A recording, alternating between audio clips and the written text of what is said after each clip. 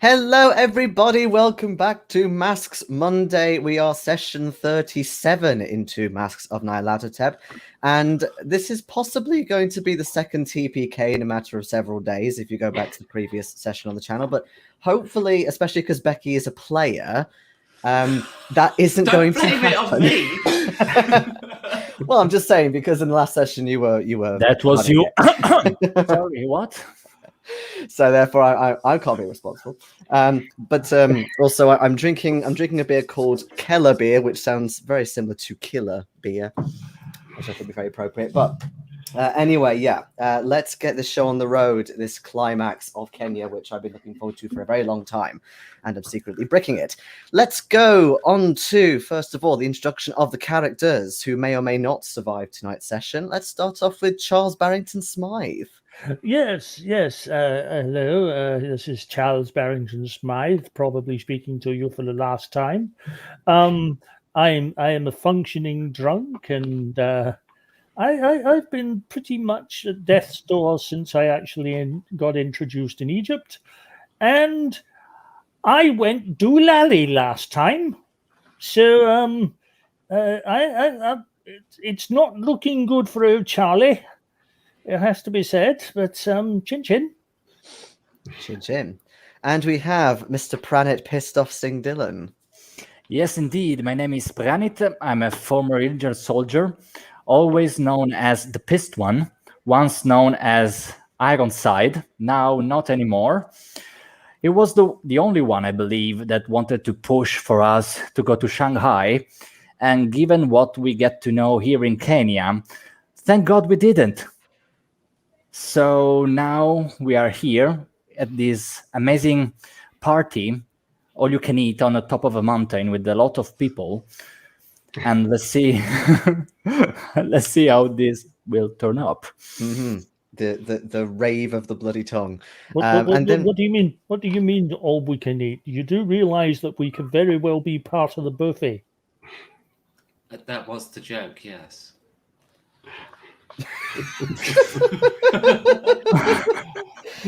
Hello, Steve. Hello, Matteo. Hello, Steve. Hello, Matteo. And yes, I do know indeed that Keller beer does mean cellar beer, but I was trying to do the cheesy play on words. But yes, we have another beer expert in the chat. So hello, Stephen. And everything. Okay, and then we have Annie Jones. Hello, my name's Annie Jones. Now, in terms of character, I mean, honestly, this player had better characters, but they've all been killed off repeatedly. I am basically the Kenya stand-in, and we'll see what I get to play in Shanghai. You never know. Maybe Mary Shelley will make... Not Mary Shelley. Oh, God, what was her first name? Shelley... In it will make an appearance. Shelley Lee.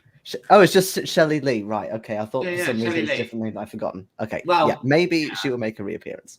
It'll be Lee Shelley, I suppose. Really, I think that's how I wrote it on the character sheet. Yeah, because they do like They do it the other Mr. and way, Mrs. first. surname. Yeah, sorry, Mr. and Mrs. first name. Yeah, that's what I meant. Okay, and then we have Perry Astor. Yes, Canadian, becoming a bit of a sharpshooter. And recapper for session 37. Okay. Still wounded, I'm afraid. It's not just you. Parry seems to spend most of his time wounded. I suppose he's a man of action, so I suppose he's going to be the one to get wounded. Is this part of the summary, just telling everyone how wounded you are? It's not the summary, no. It's Cornish. He'll move on eventually, but it'll take his damn time. It's called Dreckley in Cornwall. What? Dreckley. Dreckley. What's called Dreckley. Dreckley. Jacket. What's called Dreckley? Dreckley. In our own time. Eventually, we'll get there. Dreckley. Oh, Tread Allure. Oh, I see what you're saying. Right. Okay, you're trying to teach me a Cornish word. What use is that? I'm totally oblivious of everything that's going on. I mean, frankly, you're a county of people who have holiday homes from London. So the claim to be another country is ridiculous. We are a country that has been subverted by the UK. No, you are a country of holiday homes belonging to people in London. I'll give you the I will give you the holiday homes. That is completely true. Yes, the holiday homes is actually true.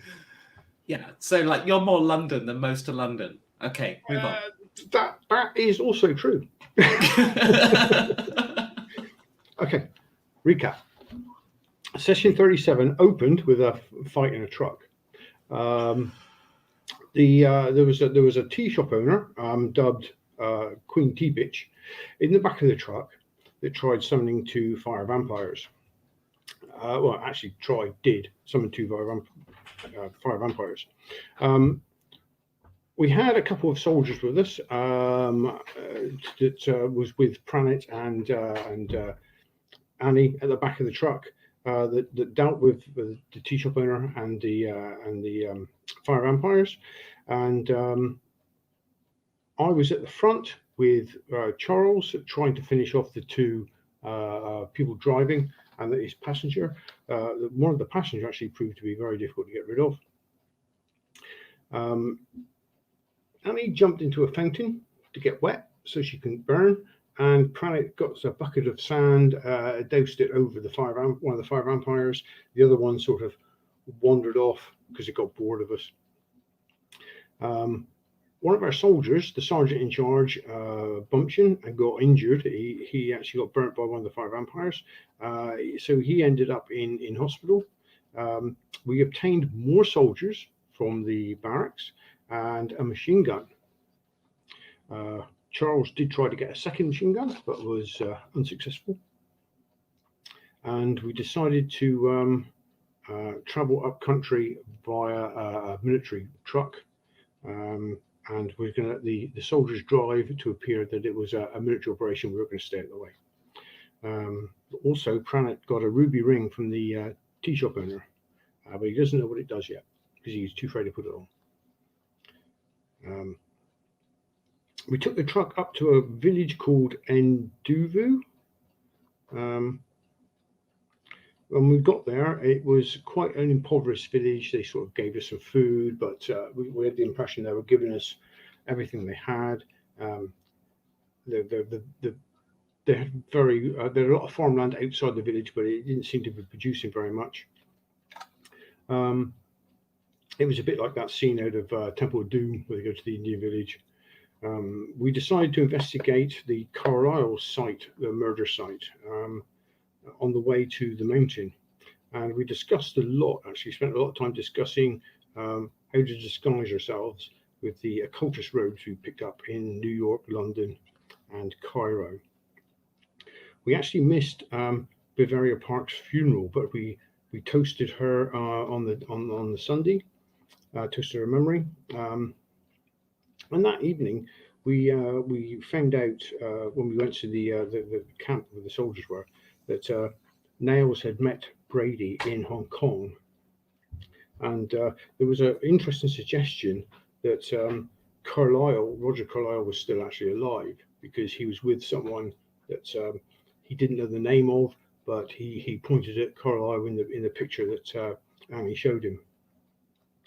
The soldiers were quite relaxed. They had some drink, possibly a little bit too much, or too relaxed, because suddenly the village was attacked by cultists, attempting to carry off more villagers, very similar to the pillagers in Minecraft. And they were joined in the air by a huge winged beast that made everyone afraid. Then Perry and Pranit actually started shooting, and the soldiers sort of like slowly came into action. We managed to drop a few. Annie blew a whistle she had around her neck, which echoed around the mountainside, and it summoned another winged thing, which she then decided to mount and fly around herself. Charles took out a couple of cultists with a club scepter thing he was carrying.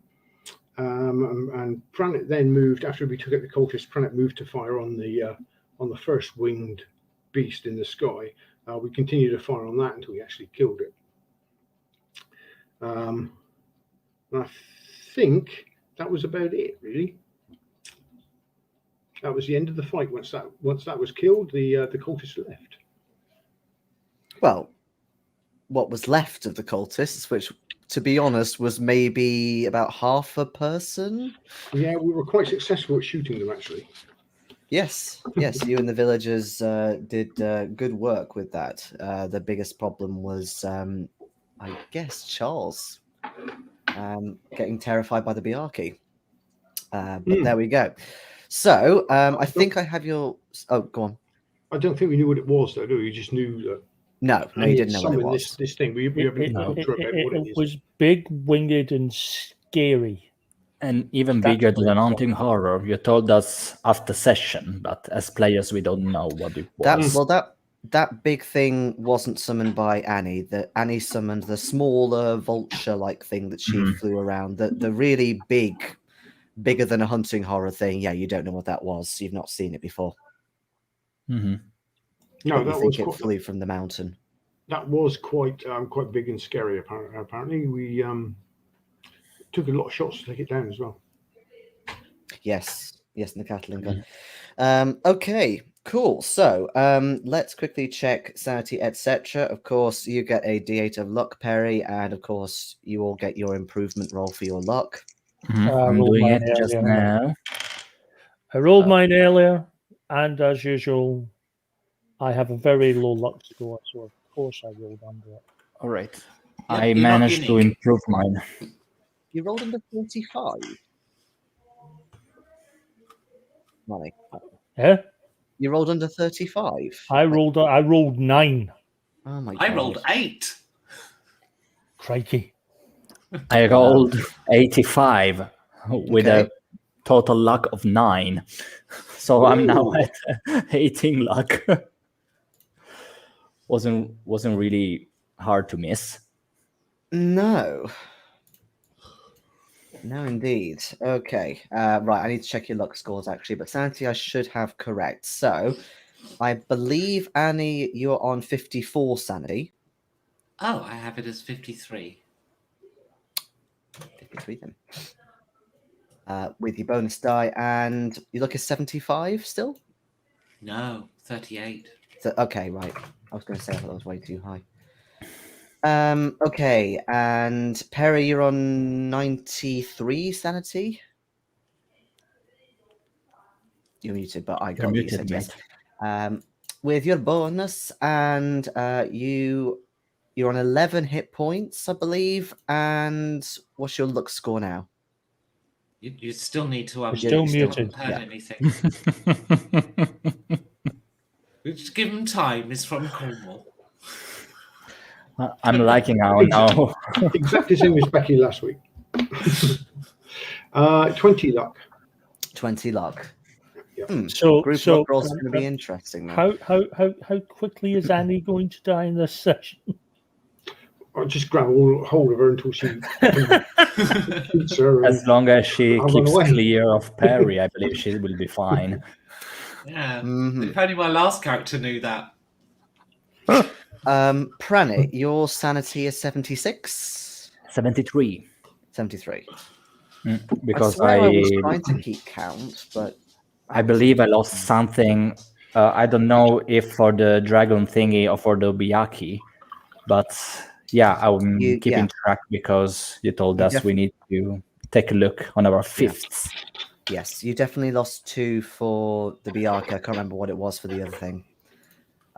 To be honest, yeah, maybe 2 was the dragon and 1 the Biaki, maybe.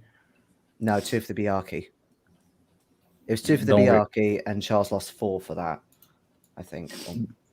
Don't recall, to be fair. It's been a while since I watched it, to be fair. But okay, 73. Then you're on full health with a major wound. What's your luck score now? You said 18. 18, yes, indeed. And then Charles, you have, is it 48 sanity you've got now?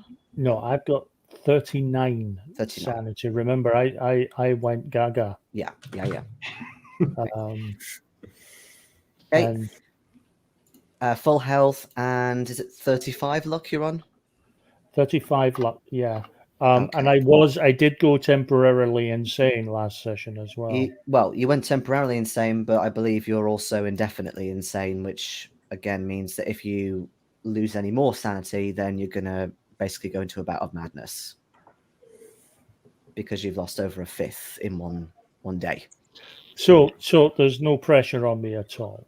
No pressure. We're about to go into There's You're no gonna be hope of you fine. maintaining sanity. No hope at all. So we should plan around it. Well, you can cure yourself indefinite insanity, but in terms of where you are right now, it's extremely unlikely. So yeah, definitely have a think about that. Don't read anything. Don't read anything. Don't look at anything. Don't smell anything. We'll put a bucket on his head. He can walk around like that.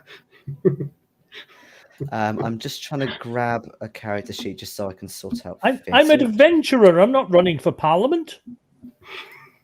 I think we should put a blindfold on you, get you to walk down the mountain, and then when you're in amongst them, we'll start shooting, right? And we'll tell you, when you hear the gunshots, take the blindfold off. You'll go mad, but it don't matter because you'll be in amongst the cultists at that point. So whatever you do, it's going to be to them. Yeah, maybe the blindfold may be a bomb belt around his eyes. And he wants to weaponize Charles. Yeah, I think so. I think that's the answer. Suicide vest, perhaps. We could invent Wow. Wow. Are you serious? I mean, Feeling the love here, guys. Oh my goodness me. Right. Okay. So I'm just right. I've checked your fists. They're all up to date. So basically, we're going to skip until the next day. So your fists are now reset. So I've got the numbers for those. So again, if you lose more than that today, then you're also going to go definitely insane. So we shall see what happens. it is now Monday. And I will go indefinitely insane. I can't with even a remember. point. Did we lose any soldiers? No, you didn't. You didn't. They pretty much stayed by the Gatling gun, and that helped them considerably. But yes, today is now Monday, the 23rd of March. So you know that tomorrow is technically the day for the new moon, but as you can probably imagine, there'll be people gathering fairly soon, especially given how grand this event sounded. So you think things are going to be really heating up. But morning breaks fairly early in the morning. And even though obviously last night was really quite horrible, especially for some of you, there's this wonderful view across the plains and this beautiful sunrise coming up. And just for a minute, you kind of forget, just as you're waking up, what happened last night, and you get that lovely sort of innocent bliss just for a brief few minutes before you start realizing, oh yes, that thing happened last night, or this is what we're doing today, sort of thing. The soldiers, you think maybe a couple of them are a little bit on the hungover side, but they get up and they start getting provisions for some breakfast together. Yeah, I'm being quite quiet. Just still not wholly sort of shook off the events of the previous evening. So I'm not my usual sort of boisterous, loquacious self. Well, I realised today we've got to go up the mountain, and we need to go up above wherever the actual site is. I hope it's not actually at the summit, because really we need to get the machine gun above it. Need a vantage point, because things flying around and stuff. Yeah, that is a good point, actually. Yeah, if we can get the machine gun up high, it could protect us from the wings things as well. Yeah. What is it? Could I ask the locals? Because we know what mountain it's up, but do we know if they are aware of any ruins or a temple or a site on the mountain? Well, just to remind you, when you had your kind of midnight flight, as it were, you did see some sort of ridge that cultists were going up, but you don't know if that's right next to the site or anywhere near it. Really, it's just something that you notice. Some sort of plateau or something. Yeah, when you ask the locals, they say, you think for quite obvious reasons, that no one has been up there for a considerable amount of time. There's certainly no temples or anything of that nature dedicated to Ngai or anything different to what there is in the mountain. Whether there is some sort of evil site or temple there, they think that there's something, given they worship this god, this evil god, but they don't know exactly what is there. Are there any caves in the mountain? They say that, yeah, there could be a few caves, but they talk about this feeling of unnaturalness about the mountain. They say that this evil god kind of molds the mountain how he wants, almost like it can change or morph, or it does strange things, so nothing really stays the same. It's very unworldly how it behaves. Whilst I don't want to rule it out completely, I don't think it's going to be an indoor event. Yeah, I'm just confused as to why there are locals. They say that it is their home. This is where, from what you know of your history as well, a lot of Kikuyu were driven this way anyway, so they're all kind of convoluted in this fairly small area. Was that a result of British people or something? Yeah. Well, it was sort of, but the Maasai basically were involved in that as well, and the British kind of encouraged them to do it, and they were like, okay. So yeah, they're all driven into this area near to where Mount Kenya is. So Kirinyaga, as they call it. They didn't have anywhere else to go, and this is a place where no one else wanted to be. Not really, no. But also, this is their heritage. This is Kikuyu country, so they're not willing to move either. But given the situation, they are of course very scared. They're very worried. They've tried to get help from Nairobi, etc. So you know that they know things are getting to a head and things are becoming problematic, to say the least. Right, well, I guess we'd better try and go up the mountain. I don't suppose you know of different routes up the mountain. Well, you've got Sam Mariga, who can potentially help with that. In fact, I think you might have discussed this a little bit the night before. But yeah, basically, there's the route that kind of goes through this, like a plains corridor between the two mountains, and somewhere up there is where this site of the massacre supposedly is. You could potentially go a more covered route into the forest, things like that. Oh no, I think we've got. In terms of route, we've got to go past the massacre, haven't we? Yeah, I know you were keen to at least visit. You did say we would, yeah. Yeah. Yes, indeed.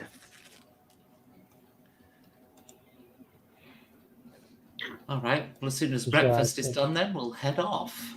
As I say, hiking. Wherever they are on this mountain, I can't see it being inside a cave or anything. I just no. I'm just worried it'll be on the actual summit, which I'd much rather it was on some kind of special site way up or something. I don't think we're on a summit. It just won't be big enough. My view is that they'll, with it being on the night of the new moon, they'll want to be out there looking at it. Can I ask, is the summit visible from here? No, it isn't. But you think if you go a little bit further along the route, then yeah, you'll definitely see it, because it's basically an isolated mountain. So I'm just curious how big the summit is. Like, is it flat topped, or is it all kind of rocky and ridgy near the top? Fair point. Because it's got to be a place that's big enough for a lot of people, and quite often that will be kind of, before it gets too steep, basically. the intersection between foothill and mountain, basically. The map on the Miro board, there's a yellow X on it. Is that the Carlisle murder site? I believe so. Let me just double check because I know that I did like the general red circle from ages back. It's not the village because that's already marked. But No, I imagine it is the massacre site. Let me just quickly double check. Can't think what else it would be. so that is quite a long way from the mountain, actually. Yeah, because I've drawn a rather crude drawing of the actual mountain site, and then so you're going via the massacre site, which is what you wanted last time. Mm-hmm. I mean, it's on the way, so we might as well.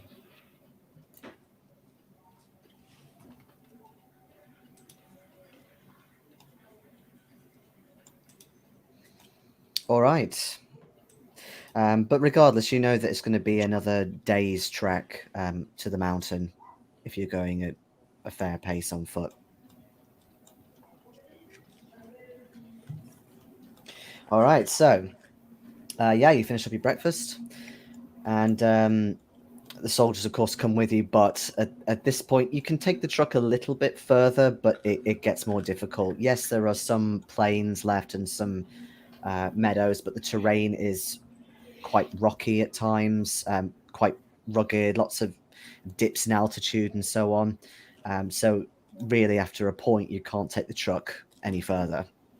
It just isn't designed like the wheels and so on. They're just not designed for this sort of terrain. But anyway, so when you get near the site, you've basically been traveling mostly north, but you're starting to go in a western fashion, so sort of in a bit of a curve.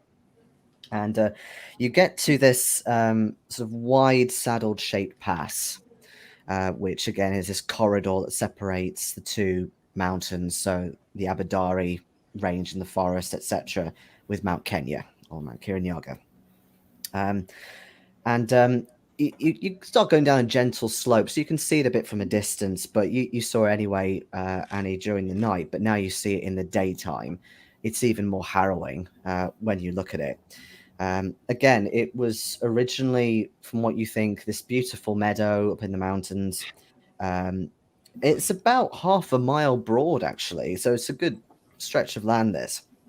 And it is absolutely blackened, black as pitch. All the vegetation around it is curling up, morphing, mutating in rather horrendous fashion. In terms of animals, there are none here at all. You can't see any sign of, especially you, Perry, you can't see any sign of things like footprints or paw prints or anything like that. No birds fly over this area at all. It is incredibly quiet here, like eerily quiet. And when you get closer, it's almost like you're getting close to a volcano in that the soil is very squishy. There's nothing growing in it at all. There's this horrible foul odor as well that just hangs in the air. But again, you sort of expect there to be at least like flies and other insects here buzzing, but there are none. There are absolutely none. It's very heavy here in terms of like breathing and the atmosphere and so on. And looking at the place, this blackness spans a long way.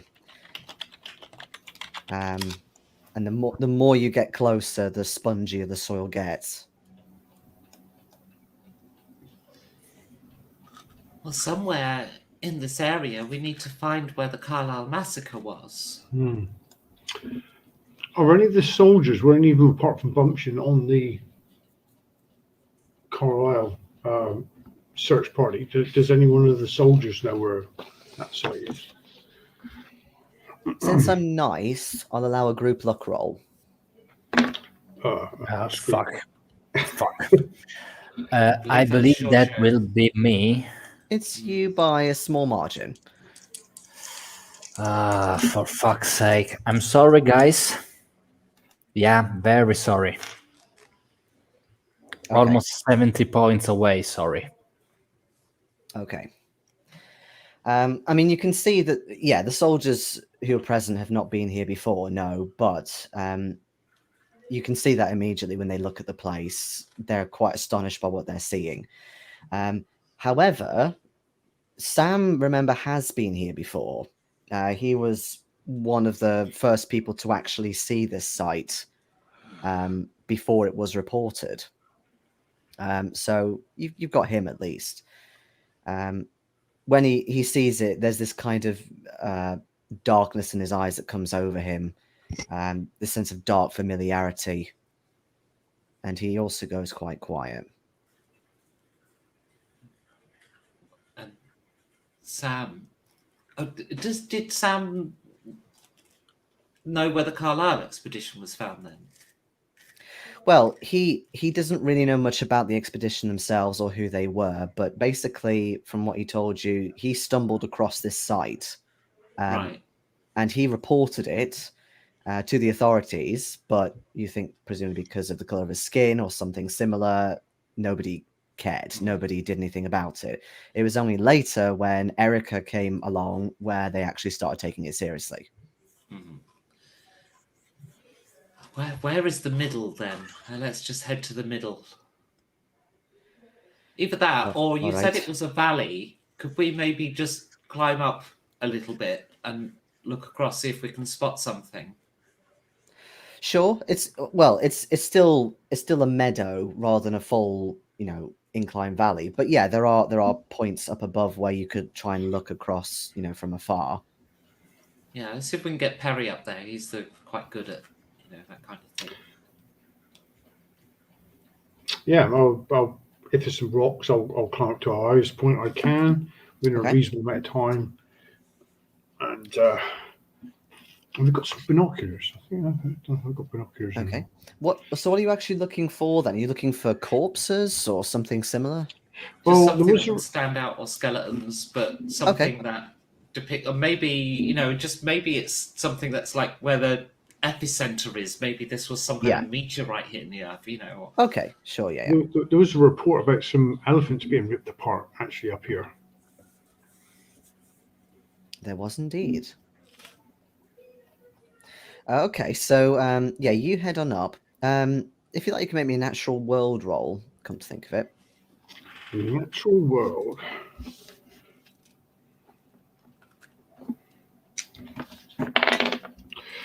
And that is okay. I'm going to spend 10 to make that a pass. 10. Okay. I guess I know who's rolling group rolls next time round. Yeah. Okay. So as you climb up and you can see more of this area spanning, there is no way that any of this is caused by anything natural, which is really quite terrifying to you. But yeah, from where you are, you can easily see not only several points where there are corpses. So, for example, you think human corpses, again, kind of where this epicenter is, but also further up. From where you can definitely see a couple of elephant corpses. So is this like a trail going up the mountain or something? Do corpses lead away up to the mountain? No, quite the opposite. Especially the human corpses, they're really in quite close proximity to each other. They're in several bits at least, but they are not decayed at all. So they're not skeletons. They're not even, again, from your natural world roll, they're not even remotely deteriorated. Mm-hmm. So I'll shout from the elephants. I'll shout from the top of my rock out that way. 115 feet yards. That's the way we'll go. Follow. Yeah, I'm getting closer. Okay. Again, the closer you get, you all feel this real sense of foreboding, and especially Charles, you almost feel like your legs start giving out a tiny bit, and you have to take a bit more alcohol to cope, and especially with the softness of the soil, it's getting harder for you to move through this. But yeah, so the rest of you who are kind of going in as per Perry's direction, you get to the human corpses first. Firstly, as per your hunches, none of them are white. They are all African. You assume fairly local, and even in terms of like there are body parts, so there are sort of bits of arm, torso, and so on, but even the clothing is still there. So yeah, you think, Annie, judging from your slight knowledge, you think they are local people. They appear to be ripped apart.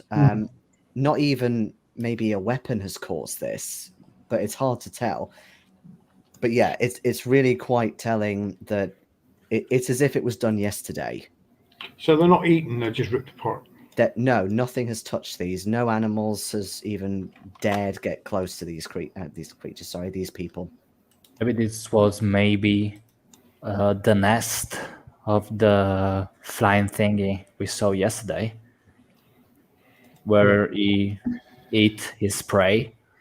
Well, I mean, again, there's no animal footprints at all around here. There's nothing.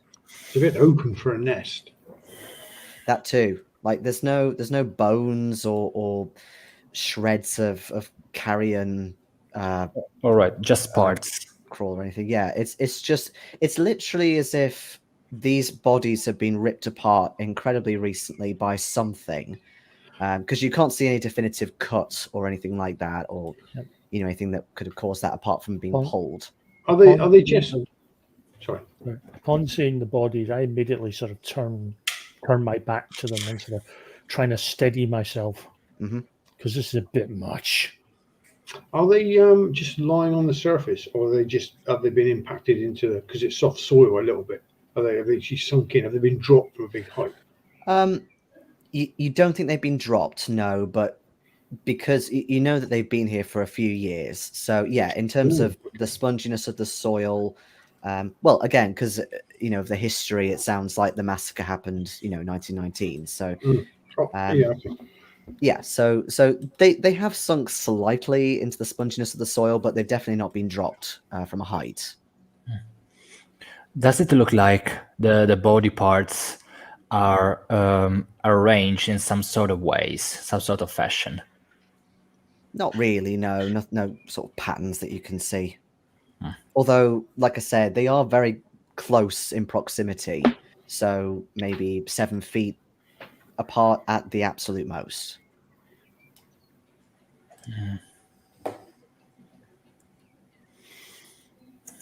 None of you have medicine, do you? No. Hey, we all get 1%, right? Yeah. Or you could do a first aid roll as well. I'll allow a first aid. First aid. I'm rolling first aid since Arthur left us. In fact, Hard pass. I'm not going to, given that I've already said my back on this. I failed my roll. I failed.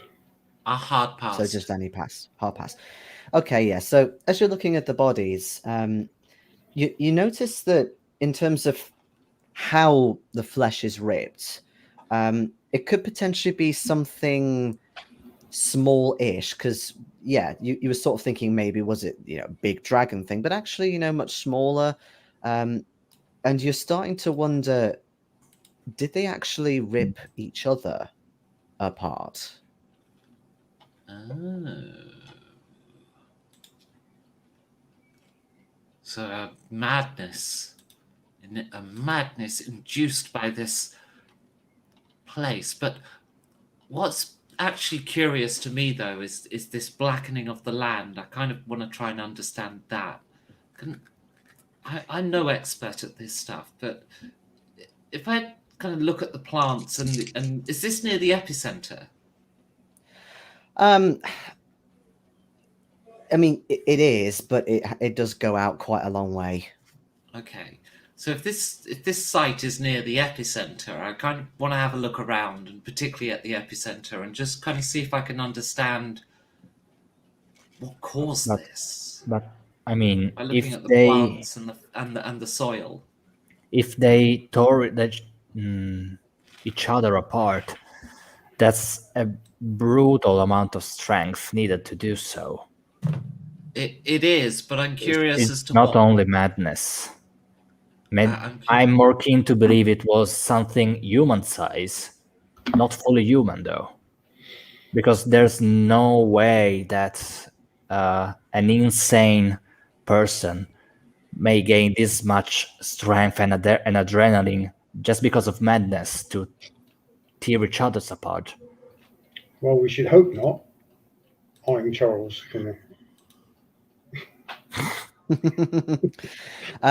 Okay, you have a more thorough look around elsewhere. You also do see the elephants, and again, they're in a fairly similar condition.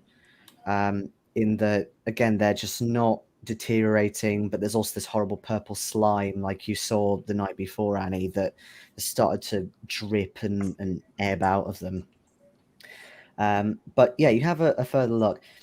It's actually quite difficult to tell what exactly has caused this, apart from, say, it's evil or some evil presence. You can't really get much more specific than that from your findings. But the fly whisk, again, it kind of gives off this feeling of this place is really bad and something has tainted this place. Just wonder if this was maybe the site, but I don't think it is. What's the It's not chameleon on the doing? mountain. What's the chameleon doing, Annie? Actually, the chameleon is getting a bit restless. Oh, is he getting close to feeding time? Well, I can't give it any flies at the moment, but it had a couple for breakfast. Sam says, this is the place. This is the place where I found the bodies. They are the same as they are now. They will not deteriorate. They will not get decomposed into the ground, and Guy won't touch them.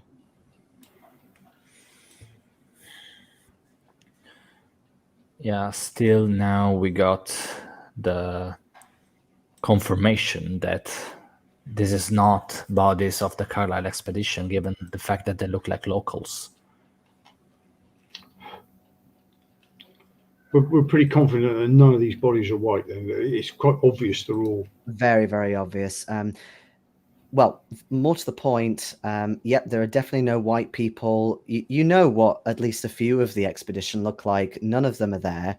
But also, Bunet is not present either, from what you can see. Is this the ritual site? I don't think so, because it's not on the mountain itself. Oh, there's no footprints either. No footprints, no. Are we leaving footprints, given the condition of the place? Yeah, you're leaving footprints. Yeah, so whoever came to the mountain first didn't go this route. Otherwise, we would have seen other sort of prints or tracks. Can we search the bodies a little bit? Is there any... Sure. Some sort of objects that they left behind, maybe? Yeah, anything occult or anything like that? The only sort of occult things you can find, there are a couple of little charms, Tungai, things like that, but nothing evil or cult related that you can see. Or apparently effective. No.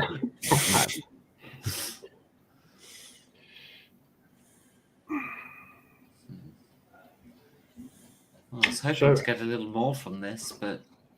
So if the bodies weren't dropped, there's no footprints. When did they get here? Well, one must assume that the wind has removed any footprints from the soil. Yeah, given the fact that it's been, 4 years, 6 years? Everything could have happened, given the fact that also they told us the evil god, whatever, may change the landscape as he pleases. The blackness has spread out. It was not like this when I came up here first. Oh, so this area was green originally when you came? It was mostly green, yes. It is not covering like it is now. Why did you leave the bodies here? I did not want to disturb this in case the police got before it. disturbing a crime scene. Yeah, it's Close. been 6 years though. I am. Am I the only one who is just a little disturbed by the fact that the bodies aren't just a bit more whiffy? No, Well, it's whiffy in general here. it's quite disturbing. But what's the chances that the blackness spreads with the bodies? If they advance bodies further on, the blackness spreads down to them. Yes, yes. I'm only hoping, Stephen, that because I've seen dead bodies before, it's the only reason I'm getting away with having to make a sanity check now. Even if I Don't hint to the GM. Even if I did move the bodies, what are we supposed to do with them? They will not die. They will not deteriorate. Burn them. Burning does nothing. We have tried that. But they won't even burn. No, we don't Nothing. want to. We don't want to burn them anyway. We burn them, we may as well be announcing our presence. Yeah, also we don't have time to burn them. Also, that means the bodies of the Carlisle expedition are decomposed. If only we had more time, we could use the ritual and actually burn the corpses, but we're out of time. Yes. I mean, 6 hours. How much was it? Was it 6 hours? Yeah, 6 hours. Yeah, it's a lot. maybe it's last night's frights talking, but is it possible that should we succeed in stopping this party, that the natural order might be restored into this area, that these bodies will actually start to decay? To answer the question of if it's possible, yes. Is it likely? Different question. Don't know the answer. No, as I say, I think I'm going to get very, very, very, very unsober. The soldiers by now are also getting quite restless. They've combed the area a little bit for you, but they don't want to stay here for much longer. Don't bloody blame them. We're not really learning much here either, sadly. No. No. I really want to make a ritual here, but 6 hours is a shit ton of time. Probably something on the way out, maybe. Well, if Pranit's alive, then yes. I think anything, in all honesty, anything we're doing after.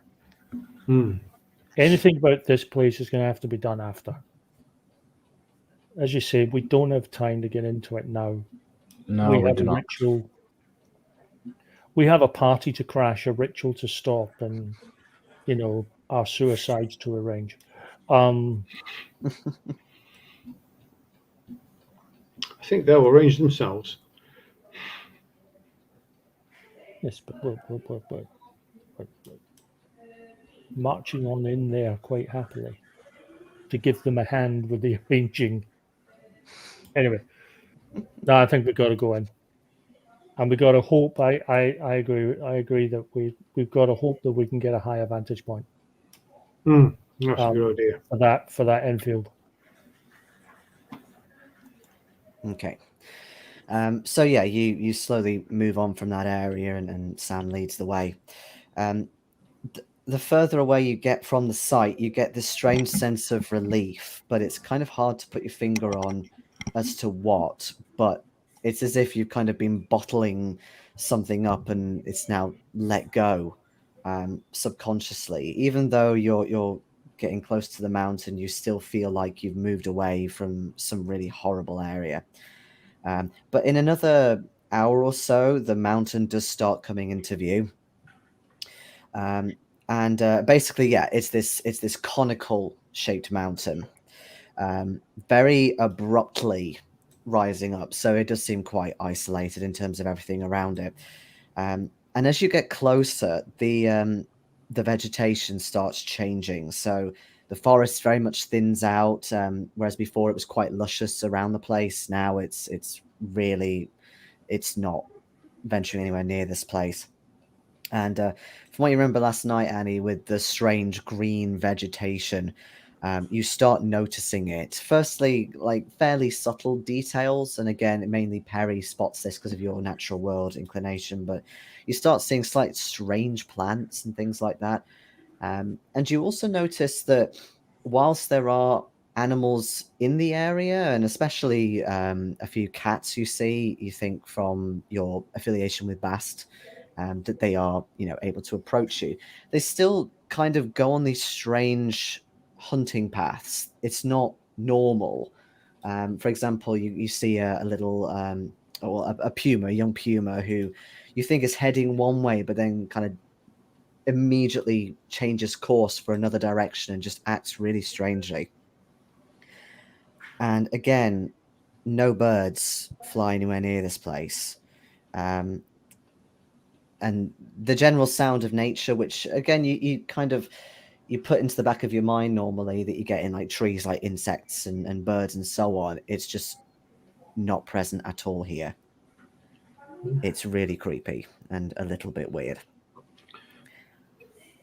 Seems like we could be on the right path, at least to the ceremony. Yeah, what we'd like to get is something higher.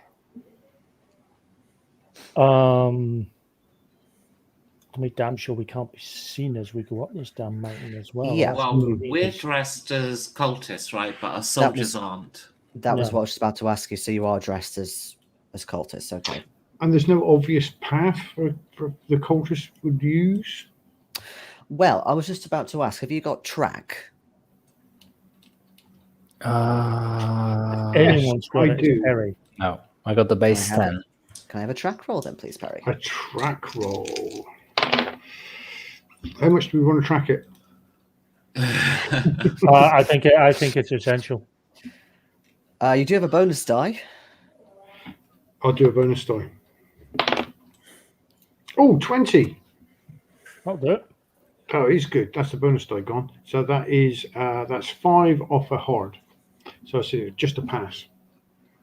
Okay. Unless we want to spend 5 to make it hard. But it would leave me on 5 luck. Yeah, no, don't do that. True. You're going to need that 5 luck to stay alive later. Yeah. That's a pass. Yeah, so it becomes fairly apparent what's even though it's very creepy that animals are behaving really strangely here, that kind of gives you a bit of an upper hand in that the majority of footprints that you start seeing are human footprints.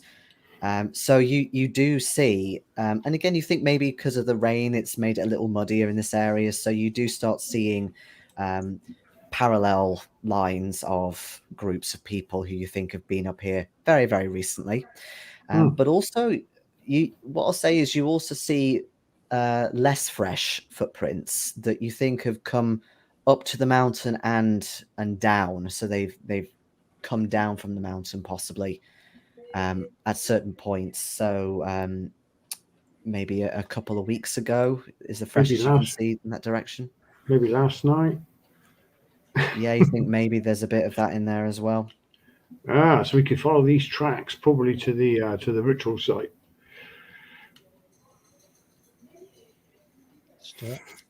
Yeah, I do believe that we should lead the way while the soldiers follow us from a distance, so that if we are noticed, we look like cultists, and we also could message the soldiers to stand by.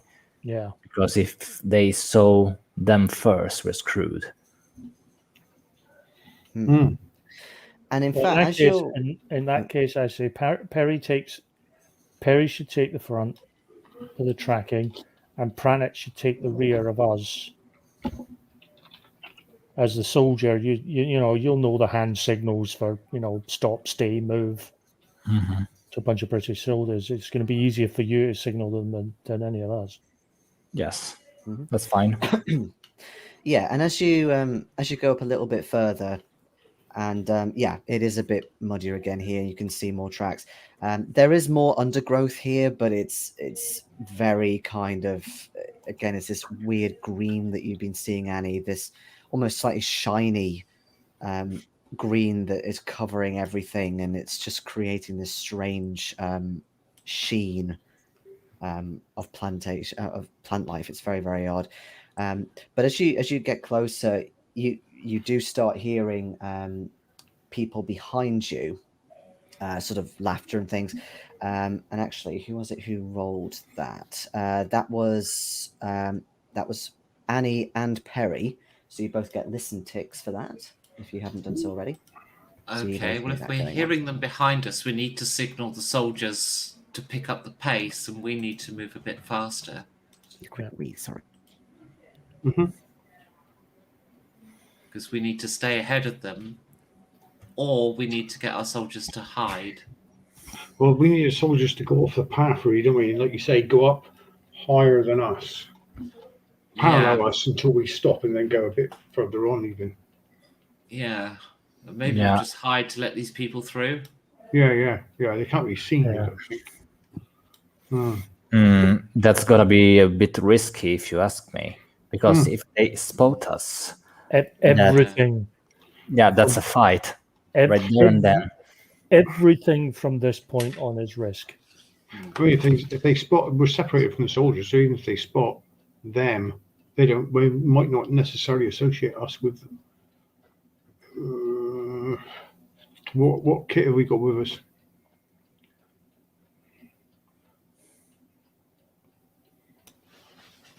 I don't know. Obviously, we can't carry rifles, but Well, I mean, from here on in, everything we're doing is risk. The moment we got to the foot of this mountain, we're taking a gamble. Yeah, that too. All we can do is try and mitigate as much as possible and hope we can get the soldiers into position before. Hopefully we can get the soldiers into position without our cover being blown. But if our cover is blown, the soldiers are in position. Or near enough in position that actually we can make a stand.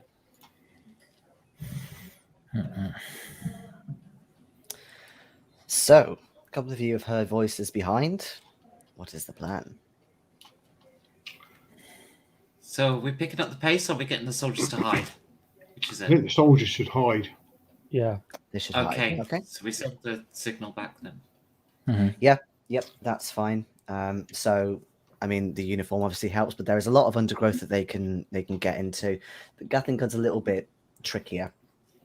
But yes, and then you say that you four want to pick up the pace a little bit. No, I don't No, think we okay. need to. No, we kind of want to wait for the soldiers, really. Yeah. We don't want to look suspicious by just rushing up the hill. We just want to take it steady. I think Why why don't we just take a stop for some water and let them walk past? That's a good move. To paraphrase a much better person when it comes to movement than us, we want to keep our distance, but not look like we're going to keep our distance.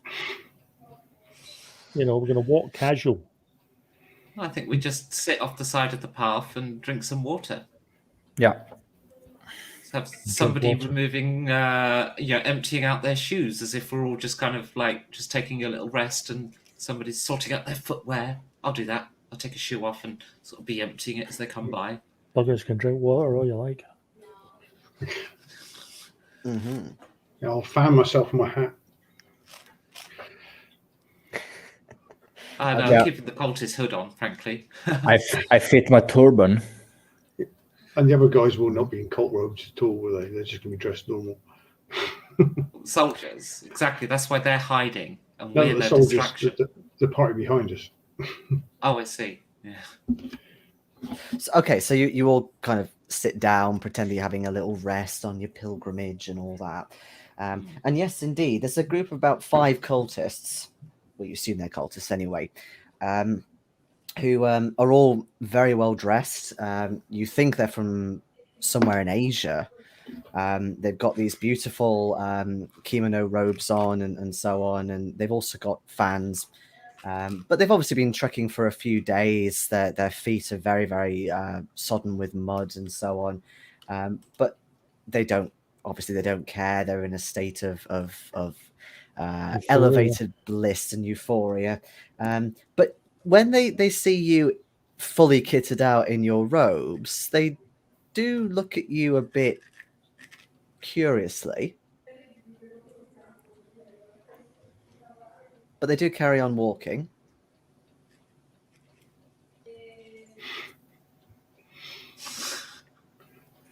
I let them pass. Yeah, we just let them pass. Might nod or something. And Okay, and yeah, they do so. They carry on, and they head up this ridge. You don't know what they're saying. You think it's in Chinese, but they kind of go further up out of sight.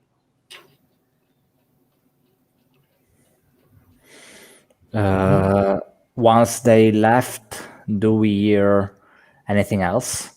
Or can we call back the soldiers and resume walking? Yeah, you don't think there's anybody else further down the route for now. So yeah, you think you're all right. Yeah. Shall we head on? Yes, indeed, Charles. Please hold this together. If you're already at the point that you're losing the ability to speak, you are no longer a functioning alcoholic. After last night, I am functioning as well as my mind is capable. Don't worry about me. I am perfectly capable of putting one foot in front of the other and kicking someone with it. Oh, if only Francoise was here. Burn on. If only. If only. Or any of my good characters. They're all dead. Oh dear. So you carry on. You follow the group, obviously at a safe distance, and you call the soldiers back up as well. And at this point, it is starting to climb quite gently. But yeah, you're starting to head upwards now, which is obviously more reassuring. And you start getting out of the thicker undergrowth now, the more kind of unnatural undergrowth, and essentially you come out about half an hour later into this very strange plain. With a plain you expect to be kind of very light looking grass, almost straw colored, but here it's this very dark and lurid green, which again has this very unnatural feel to it. The blades as well are quite thick, almost like worms or something like that. And yes, I imagine it will be Charles. You kind of go up a little bit more of this slope, and the mountain is in full view right in front of you. There's nothing in front of it, so it's just there, as if someone's just gone, yes, I want a mountain here. They put it there. But you can see a few groups of cultists kind of dotted around and sitting on this rather horrible grass. Or rather, some of them are sitting. Some of them, you think the party's already started a bit. They're doing rather abhorrent things to each other in preparation for the big night. Right, so do we think the thing is on this plain or up the mountain? Can we see anyone further up the mountain? Okay, can you all give me spot hidden rolls, actually? And Annie, I'll give you a bonus die because of your my whisk. as the group ahead of us carried on, they stopped. Yeah, they've stopped now, so they're kind of in their own little patch, a bit away from where you are. Yeah, it's a pass. That's a 2. That's extreme. Nice. Well, clearly someone had to fail just to keep the group average going. Stop drinking. Okay, If I stop drinking now, I'll sober up. Okay, so most of you, you can see it's really strange because there doesn't appear to be any structure like a building anywhere nearby. There's no door or anything like that. So it just seems kind of odd that the cultists have stopped here. Maybe there's some I don't know, maybe there's like a rest thing going on. Like you don't really know why they're here specifically, but you definitely think that they're kind of here to stay, at least for a bit, especially the way some of them are acting. But with your extreme Perry, you actually see, not in front, but a little bit further around to the left on the face of the mountain, there is more of a cliff side. And you can definitely see there is some sort of a ridge that maybe you could get up to. Okay, I'll point that out. Sort of like, it could be a path to that ridge over there. So do you think it's on the ridge, or do you think the ridge is a vantage point over this plain? Oh yeah, it could be like a ultra type of thing up on top, couldn't it? Yeah. Can I see anything up there at all? Is it? No, Is it- it's hard. It's hard to see. It's certainly not anywhere near the top of the mountain at all. But it's definitely somewhere that you could walk along. But it's just a case of how to get up there. You can't quite tell as of yet. Maybe if you move around a bit further, you'll see it a bit better. Well, it could be a path around the mountain. You mean? Yeah, you're getting that impression. It's more like a route around or a route to something on the mountain, maybe. Perhaps these others just couldn't wait till they get there. In fact, what I'll say with the extreme, it reminds you very much of a lava tube. Okay. So there could be a way in at the base of the mountain, and it just comes up, and it's just opened up at the top. At the base of the cliff, there could be a way in. Yeah. Lava tube. This would be an indoor ceremony after all. I think we need to scout around over there. I mean, if it is a volcano, there's going to be caves. Yeah. We also need to get these soldiers across the plain, so we need to go laterally for a bit, or we need them to go laterally for a bit. You're also noticing. Oh, Oh we lost no. Giorgio. Well, I was just going to say. Giorgio's clearly He's in the way. moved laterally. Yes. He said he's got a connection issue, so should we take a short break? Mm-hmm. Sure. George's like, I'm not dying tonight. Can't kill me if I'm not there. Yep, I know. All right, let's take a break. Okay, bye.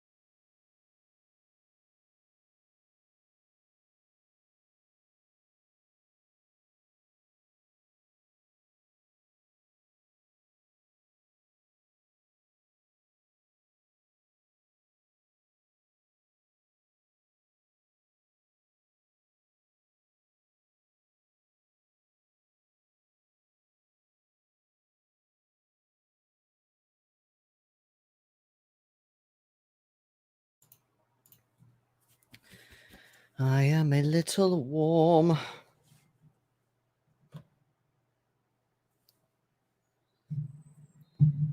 It's apparently about 18 degrees still, and it's 9:30 at night. Yeah, it's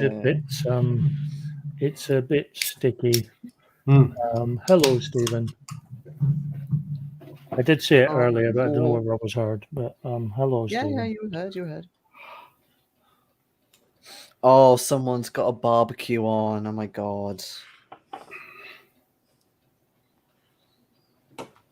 I imagine it's the house that way. Who They're probably jealous of us basically- from last week. Yeah, but they do barbecues a lot. Like when it's warm, they do it like every other day sometimes. Oof, blimey. Yeah, Sorry, that wasn't my fault. it's okay. We know it's because you want to cheat death. It's fine. Oh, sorry, I'm not dead. I didn't hear it. I wasn't there. Sorry. Yeah, exactly. You can't be killed if you're not there. Yeah, exactly. Ready to die. All right. Yes. So yeah, See, you see. gung ho spirit. That's what you want. This is the kind of thing where when you see a beloved and trusted comrade die, you go in to avenge them. That's the spirit. Mm-hmm. Not thinking of any recent events. No, right?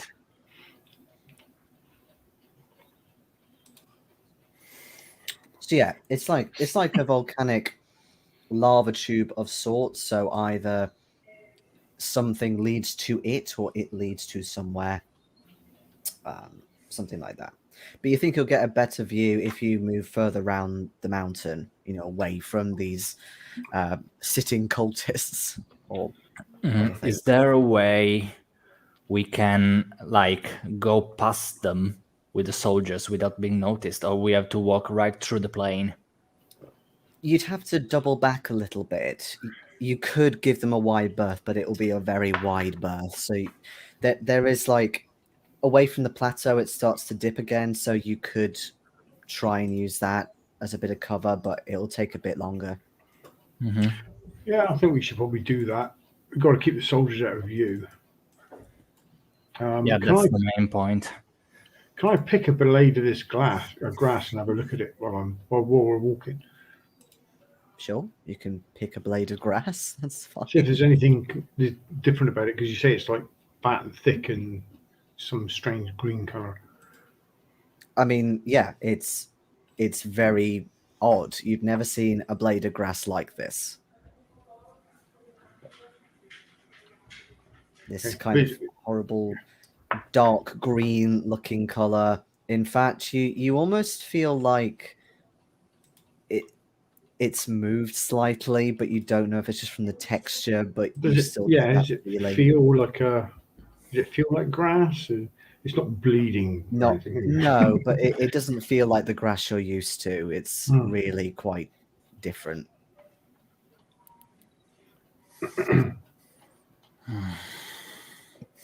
Well, I do believe that it is worth it to back up a little bit in order to get a safe route around the cultists, so we can push the soldiers forward.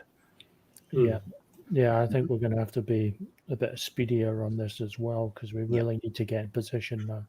Yeah, the two. Who as well is even more restless than before. She's moving around her little cage quite a lot. It's rattling, so it's making quite a lot of noise. Good. But not on the mountain yet, so I can't release her. Also, we are not in need of a friend yet. That was the condition for letting her out, right? That's what he said, yes. Yeah. Oh, that barbecue smell is so good. God damn. Why can't it be better for you? Okay. So yeah, you eventually you get down enough gradient to be able to move, hopefully without them seeing you. But again, given that at least a few of them are quite preoccupied in debauchery, let's be honest, then you think you're okay getting round. And yeah, you move further around. Basically, you kind of get round and then start heading up again.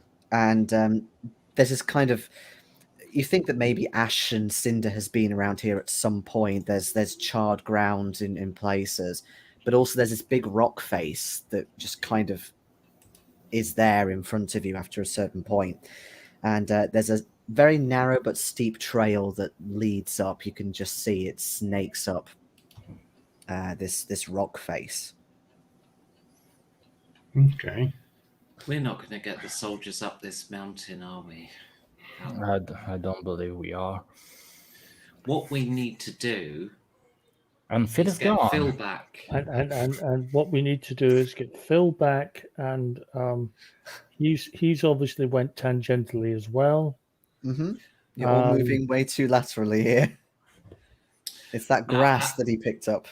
I have a cunning plan. So what are all the cultists wearing? Kitty. Welcome back, Harry. Okay, I can't Okay, handle this. hello. Everyone's Okay. changed position. Sorry. Don't know what I'm happened just there. moving you back. There we There go. we I missed the kitten break. I'm afraid. So what we Right. need to do is get these soldiers in a disguise and out of uniform. Yeah. In terms of what the cultists are wearing, some of them are wearing pretty much nothing at the minute, given what they're doing, but Well, kind of that's like an easy disguise. I was going to say that doesn't even require us to worry about getting them uniforms or Yeah, robes but- or anything. But they've got Kind- rifles and a Gatling gun. kind of like before, though, when you met a few of them back in Nairobi, those of them who are wearing clothes, again, they're kind of dirty in places from the amount of distance that they've trekked in the past few days. But again, it's all very well dressed, of various nationalities of clothing. Yeah, there's no way we're gonna disguise them now. No way in hell. We're just going to try and, as surreptitiously as possible, get them in a good position. I don't even know if we can get them in an elevated position, as long Well, as they it looks can. like it might be inside. That's the thing. So they might have to move in at night. Perhaps they could move in after they think everybody else has already gone up, come in behind everybody. Yeah, that too. You could all make me intelligent rolls at this point, as you're making. I'm assuming you're starting to make your way up this narrow trail, are you? I just got 3 points off an extreme. Ooh. I've got a pass. I got an extreme too. 12. I've got a hard Okay, fine. hard pass for me. Awesome, yeah. So, yeah, especially those who are the extreme, you work out very quickly that, okay, yeah, there's a few cultists there at the minute, but given the amount that are supposedly coming to this area, there's no way that they could get up this trail, kind of all en masse. And in terms of if it is inside, like, can it potentially hold them all? You don't know. So, especially if you are going up, into somewhere inside, there's no way it'll be up here that they would do that. Okay, so it's probably going to be on this plane. So what the soldiers need to do is at night, they're going to need to move up this path. So they can do that at night. We They can could go up still today do and that, scout yeah. it. So we're going to get the soldiers ahead of the cultists now at the path, then, are we? Yeah, we need to get the Well- soldiers to the mountain now. That means they might have to trek a couple of miles out the way. Yes, well, we're aware of that particular dilemma, Stephen. We're doing our best to get round it. So Um, here's the plan. The soldiers will trek around to the side of the plain with the mountain and get themselves hidden. We're going to go up and scout now and then come back and meet them. Just to clarify, this cliff is pretty much on the mountain. It's like your first kind of part of the mountain, if you will. So it wouldn't take very long potentially for them if they had to move back, to the plain and things. Mhm. The more important question is, how exposed is that? If they In go term- up in there, terms are of they them going to be moving. seen once they're up The there? You aren't sure at the minute. Given this place is quite secluded, and again, there's really not many signs of footprints on this trail. However, when you get further up, do you keep on going up? Do you keep ascending? Yes. Yeah, may as In well. this conversation, okay. So at one point, you do get onto this ridge that Perry had seen from, the plane. This is it's a bit wider, so it's not like you're kind of bracing yourself amongst the wall, along the wall, sort of thing. So the soldiers could position themselves up here, and you can see the plane from down here. In fact, it's interesting how well you can see the plane from where you are. It's almost like a viewing point or something similar. Oh, the I high had it priestess or first. something is going to be up here, isn't it? Yeah. Most definitely. Right. So we are going to position the soldiers here because we're taking them out first. The high priesthood out first.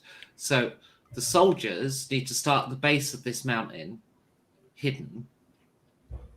And then on the night in question, they're going to move up here while everyone's distracted, take out the leaders with us, and go boom, boom, boom. And then Boom, boom, boom. Maxim machine gun thing over the plains to kill as many as possible. Although they'll probably be killing the big things along with us by that point. Okay. If we move further along this, I take it broken lava tube. Where does that go? It carries on for a good sort of 10 yards. And feeling your hand along the wall, it does feel quite soft. So yeah, it definitely has the sort of feel of like a lava tube or volcano or something like that. Annie, your fly whisk is really giving off these strange energies, in particular along this ridge and along the wall. Because Steve's if I leave soldier it to this splaining. lot, they'll TPK again.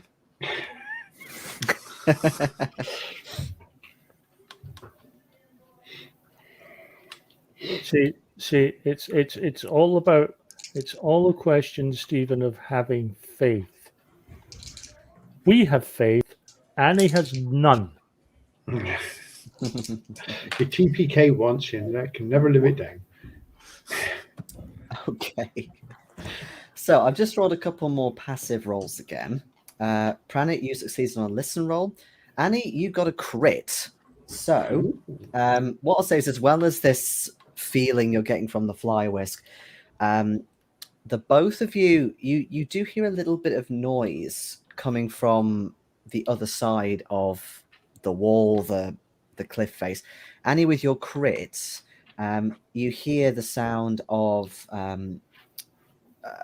whimpering sounds, a feeling of fear from somebody coming From who?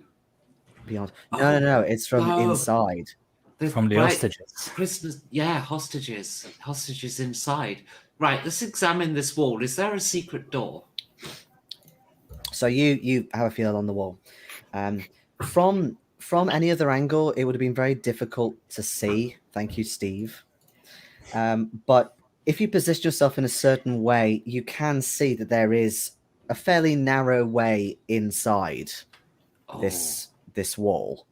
Right, so get my headdress on, and I'm going inside. Coming with you. Oh, so you didn't have the mask on before? Well, I'm ensuring it's on right now. Okay. And presumably the rest of you have all your costumes on. And Yeah, stuff. I'll check the revolver. Krishna, Hare Krishna, Krishna, Krishna. Reasserting for the benefit of the GM. Okay, it's fine. I've made a note of what each of you have. Okay, fine. So you kind of you slip your way in. Again, it's fairly subtle and tricky to see had you not had a good look on this rock face. But yeah, there's definitely an opening in there. And as you go through, it does start to open more into a bit more of a tunnel, but quite quickly, you start to see that it opens up into quite a large cavern, and right in front of you are these huge piles of corpses, and in fact, you could smell them before you properly came in. There are 3 huge piles of corpses, almost in a line, like big heaps of them. There's blood that runs and seeps from them on the floor. You can see from where you are there's some sort of statue, you think, or structure to your kind of 10 o'clock. But at this point, as you're starting to hear more, there's a bit more whimpering going on round to your right. Could I have a group luck roll, please, from Perry? Still on 10. You are still on 10, Is, but you're was, that's the least amount of luck. okay. I thought Pranit was on 9. Okay. Pranit's on 18. Sorry, guys. I'm sorry. Yeah, we are too. 87. Okay. All right. So as you go in a little bit more, and yeah, you've got these big corpse piles that go to about 8-10 feet. So you've got a bit of cover, but quite quickly you hear the sound of other movement in here. You think maybe cultists or guards, possibly. Where's the light coming from in here? Actually, there isn't really much light at all, except for near this statue. So we can't hide in the shadows then? Yeah, you could actually. You could potentially. There's a bit of natural light, of course, coming in from behind you. But yeah, apart from that, it is quite dark in here. So if we move around one of these piles away from where we hear these footsteps, we could sort of skulk in the shadows and move around. Yeah, the footsteps are actually coming from, well, the footsteps slash voices, I guess. They're coming from more towards the statue area, so round to your left, rather than the whimpering on the right. Whimpering on the right. Okay. Yeah, so the whimpering sound, you think maybe they're hostages or something, that's coming around from the right. At one point, actually, you do hear somebody moving over there as well. I mean, there is room to see potentially who it is, so you could have a look. But it sounds like someone's moving over towards where the whimpering is. I think perhaps someone's moving towards the whimpering. Okay.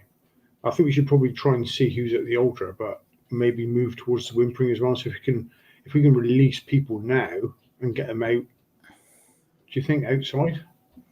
Out An interesting diversion. Maybe even get them to go the other way in the lava tube. Not down to the plane. Oh, if they go down to the plane, they'll have to chase them, I suppose. I'm taking out my scimitar and try and get a really good look to this guard slash footstep making human. Okay, coolio. So, yeah, you poke your head out. I'm assuming that you don't want to be seen at this point. No, of course not. Okay, cool. So there's enough wall, unless you want to move around, that you don't need to roll specifically. But you see quite a tall-looking male kind of warrior style person, although he is wearing this rather horrendous mask. It's got this sort of teeth coming out, kind of like this, and there's, you think, maybe a real human tongue hanging out from it. But he goes round to an alcove of sorts, so he actually goes out of view to your right. And he starts saying something, but it's quite low in volume, so you can't quite tell, but you think maybe it's in Swahili, but he's just saying something. Is there any answer to him? Nothing specific, no. There's a bit more whimpering. There's a little bit of shrieking, kind of sporadic, like, ha, ha, ha! Male Yeah, or female? You can't tell. You can't tell. Either You're muted, babe. you're Muted. muted. Ooh. I'm After not saying talking shit to Phil. Ooh. I know. I'm not saying anything. I'm gonna say this, and I'm not meaning it as a joke. The kind of shrieking either means, maybe there's more people in pain, or the person that's whimpering is actually being attacked in some way, or perhaps some of the orgy people have moved inside, which means some of the Even cultists don't orgy on a pile of dead bodies. No, we're just too late to save that one. I was meaning within earshot. I didn't mean they were actually shagging on a fucking corpse. Jesus. You could give me a psychology roll if you want. It could be being tortured, I suppose. Go on. Oh, I passed the psychology roll. Psychology. I'm not even trying. Oh, I failed, but I'm not going to. No, I'm not going to pass that. I could spend every bit of my luck and still fail. So Annie, you passed. Mm-hmm. Yeah, to start with, the rhythmic thing, maybe it does sound a bit like they're fucking, but the tone isn't quite right. It definitely sounds like somebody who has been through a lot. Maybe they've been in this cave for a long period of time, and it's obviously getting to them mentally. Hmm. Mm-hmm. All right, let's go up to where the prisoners are then. Let's venture around on the right-hand side. Where the warrior is. Do we want to Yeah. deal with the warrior? Okay, then I will stroll in. No, Broad. I mean, I can go and deal with him. Just we need to make sure that probably someone will rear us, and then we're screwed. Basically, I'll just walk in. I'm in mask, cultist costume. Mm-hmm. Okay. It's dark. She can't speak the language. Best one to do it. She can speak a bit of Kikuyu, yes. A bit more than us. so Yeah, nice managed knowing to you. put True, it this true. way, Perry. I've rolled Kikuyu several times. It is unticked. Mm. Yes, Okay. the difference is at least you have Kikuyu as a skill to roll. We don't. Okay. As you're doing that, what are the rest of you doing? You're in a fairly secluded, hidden spot. You've got a lot of cover from the first corpse pile, but you still think that there could be more people in here, but you can't see them from where you are. Again, especially towards this statue around to your left. As much as I don't want to bring up past trauma, Stephen does make a good point. This might be bringing up Bad memories. bad memories, considering how they found me. That's a very good point. Oh, actually, Thanks, question. Stephen. And another question. Annie, have you taken who with you? Yeah, it's with me at the moment. Because who is getting even more like she wants to get out. Like she's sort of rattling the cage a bit and trying to move around it more, and is looking at you with these eyes of pleading. I'll hold the cage up. Can you wait until tonight?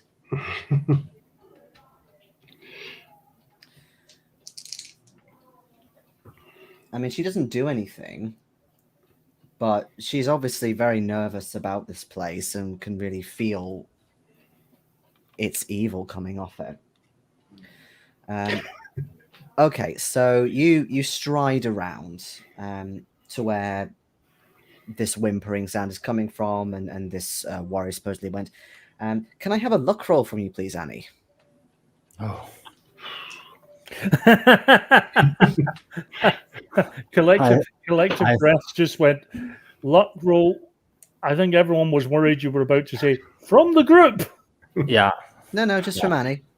Doesn't matter. I still failed. It's not like I've got a lot of luck either. Okay. So you Luck rolls head aren't a 50-50 thing. They are. There is a remote chance you might succeed at something. Yeah, I know. What is your current luck? 38. Just out of interest. 38. that? 38. Mhm. You're still the luckiest out of us. 4 times mine. Yeah, last session it was 75. Okay, so you head around, and it's basically a large alcove with only one thing in it, which is this huge cage. You don't know what it held previously. It could certainly hold several lions, maybe even a couple of elephants. But crammed into this cage is about 150 people. They can barely move. They're all like pressed against the bars. Some people are huddled into each other or on the floor. And basically, this warrior, who is obviously a cultist, he's basically just mocking them, taunting them. He's saying things to them in Swahili, which you assume are either profanities or other like mockery and things like that. But when he sees you coming round, he suddenly changes his tune a bit, and he looks at you dubiously, and he says something to you in Swahili. And in Kikuyu, I will say to the people in the cages, stop crying! Okay.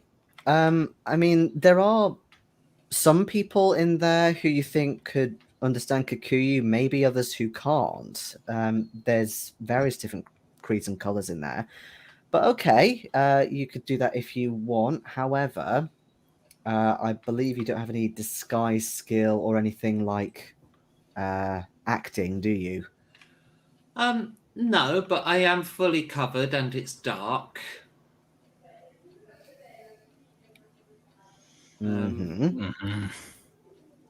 And So you got basically a bonus die on a 5% skill check. well, if you want to call the specific disguise skills, certainly. Even after craft. Even what? Sorry. Art and craft. Acting. It's Yeah, also I have 5 in that. Drawing specifically.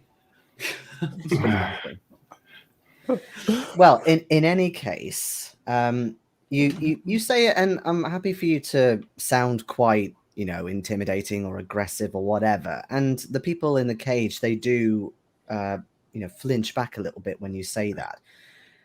But this warrior who first looked at you dubiously, then looks at you in shock and surprise. Okay. And says something again in Swahili and comes up to you quite close and aggressively. And I just turn and walk away. Okay. He carries on following you and tries to actually grab you from the shoulders. Excuse them fucking me. Pranit, you could give me a Swahili roll if you want. Oh, again, that wasn't my Arabic.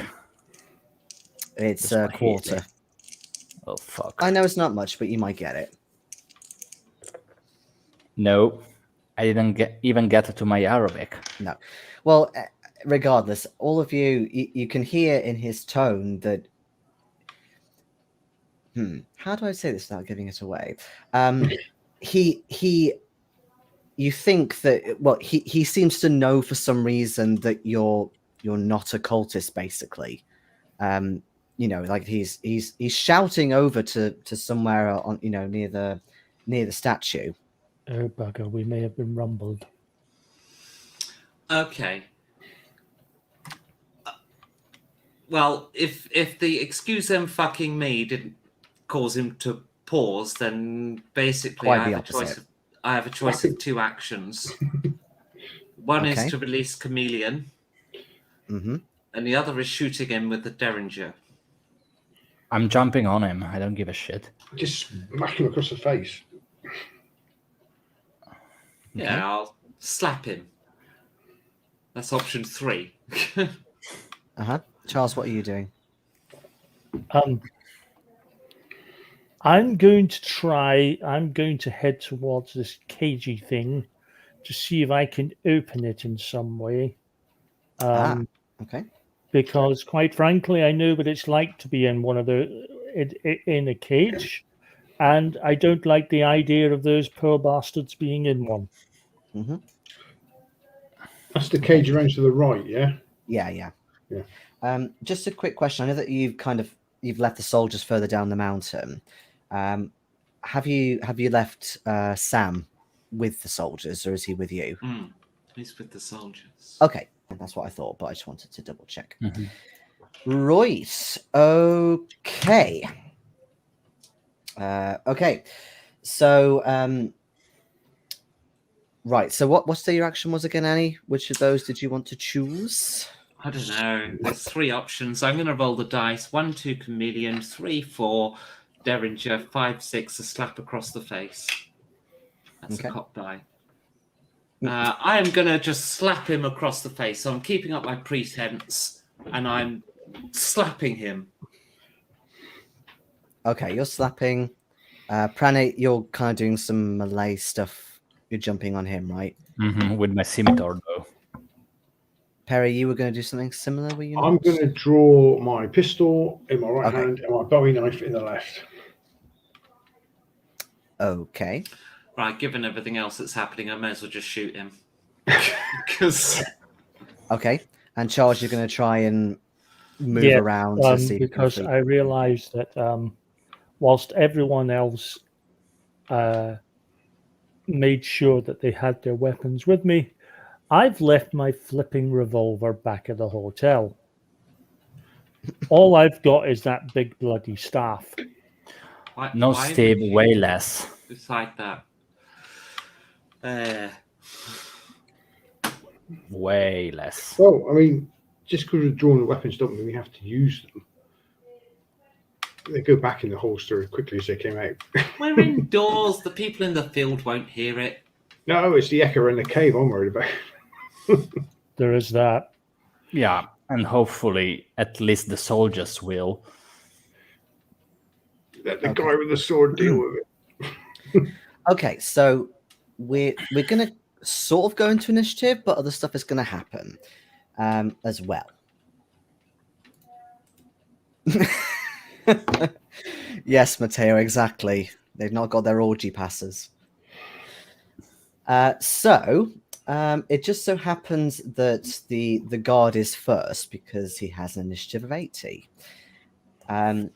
So he's going to try. Derringer, that's plus 50. It is if you've already got it in your hand and you're about to shoot. But if you're getting it out, yeah, then it's your next turn. He is intending to try and rip your mask off. So I think you should slap him for that. You can do an oppose, grapple, obviously fight back with a slap. I'm going to counterattack with the derringer. Okay. Coolio. You should pistol whip the bastard. Well, it's pistol. Okay. It's pretty small though. It is. Yeah. It's also hit. Well, it's a pass. You pass. What skill is your? Actually, no, it's point blank, so you get a bonus anyway. Okay. How does the bonus work? Bonus die or? Yeah, bonus die because you might impale. Okay. No, point blank. It's exactly the same. Exactly the same. Okay. What's your overall skill of your shot? 45. 45. Okay. So he's basically got a hard pass, so he still beats that. So he, as your shot goes off, he grabs your wrist, and the shot then is taken wide. He rips your mask off, and almost like he's confirmed something about you, something that he kind of expected about you. But he goes, and he shouts out to somebody, you think, or maybe some people towards the statue. It's now 3 minutes, Steve. 3 minutes. And you then hear the sound of a woman's voice coming from near the statue, saying something in Swahili. And the guard lowers his hand a little bit. I open the cage. Well, a little bit. He doesn't. Yeah, but he loosen grabbed his grip this hand. completely. He Yeah. grabbed this But hand. then, With the other hand, he took the mask off. yeah. With my left hand, I'm opening the cage. It's locked. Locked? Yes. As in a key? Yes. Oh, that's shit, isn't it? How am I going to open that? With a fucking key. Did they give me you a a key. key? No. Beat the key out of him. He just said open this on the mountain. I assumed it was a latch of some kind. What? Fuck. I'm moving around the pile of corpses to see where the voice is coming from. Yep. It's coming from where this statue is, and now you see it in full.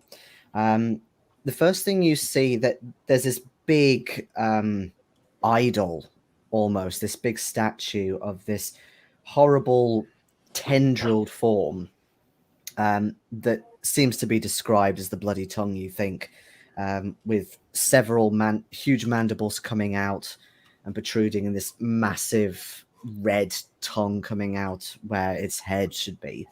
But also there is a throne carved into it, and this rather beautiful woman has just got up from it. You assume that is the woman who was shouting an order. There are a few guards as well near her who have started making their way towards Annie. But as you get a bit closer in the darkness, you realize that is Bonet.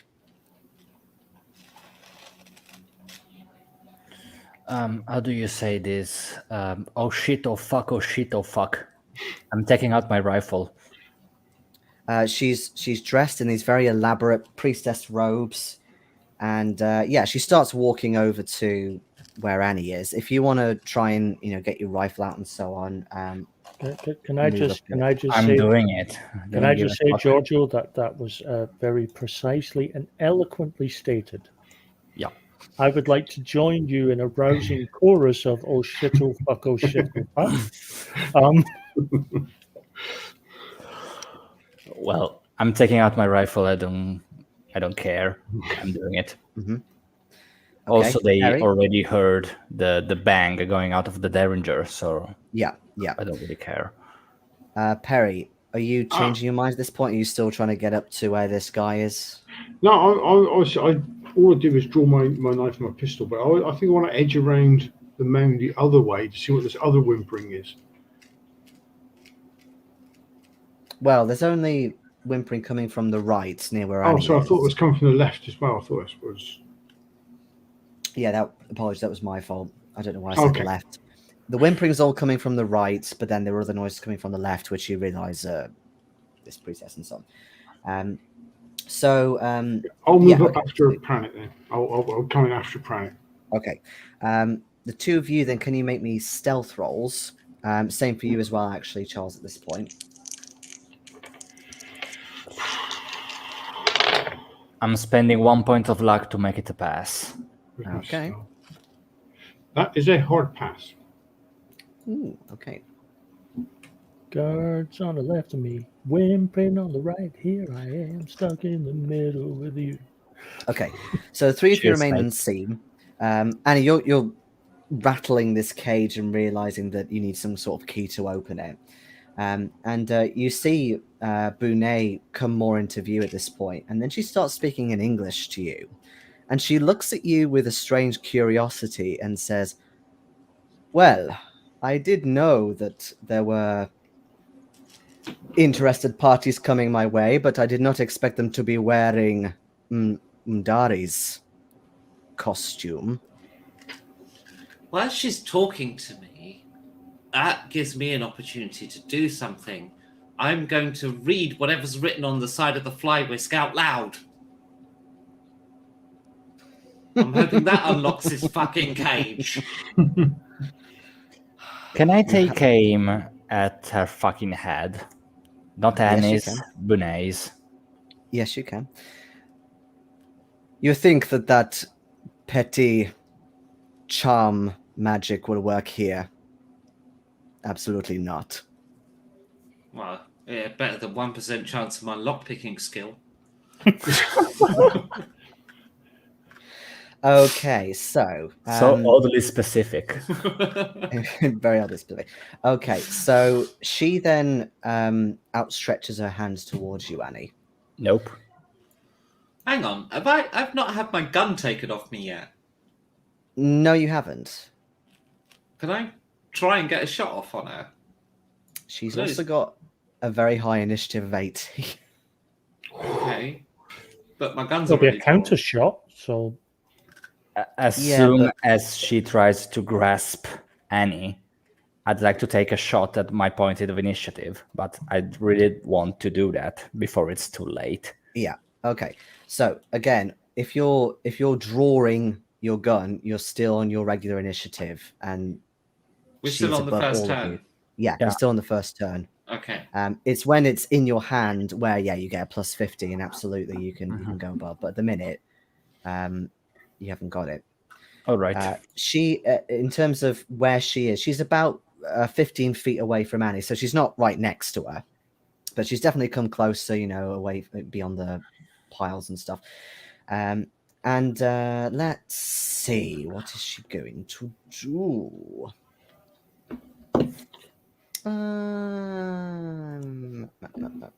Stephen, That's not worth it. Stephen, it's of all the reasons. She is incredibly beautiful, yes. Still not worth it. Okay, give me a moment, because this is the one thing that I didn't think of before this encounter.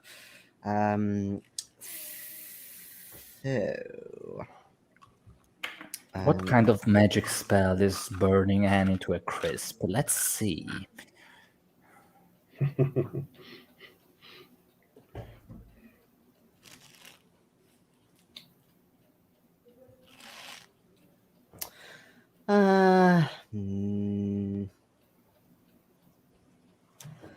Yeah, okay, all right. It's instantaneous. Okay, so she murmurs some quite quick sentence under her breath, and she outstretches her arms up like this, and they start morphing into snakes. Oh no. And she lunges towards you, but that will be the next turn when she arrives. No. Next, No, you'll be no. pleased to know, is one of you. It is Perry who is next. Okay, so I'm sort of standing I'm behind sort of Pranit, trying to move up behind Pranit. As she's morphing these snakes on her arms, can I take a shot at her? You can, yes. So I level the 45 and take a shot. And down. All I can say, Stephen, is, yeah, I know. Do I spend 6 out of my 10 for that? The shot goes wide, I miss. Okay, it misses. Okay, next up is Pranit. So you're doing Alright. the shot, aren't you? Yeah. Okay. Can I aim as I asked before? Yes, you can. Yeah, so you'll Alright. aim this round, you get a bonus die next round. That is absolutely fine. Next round. All right.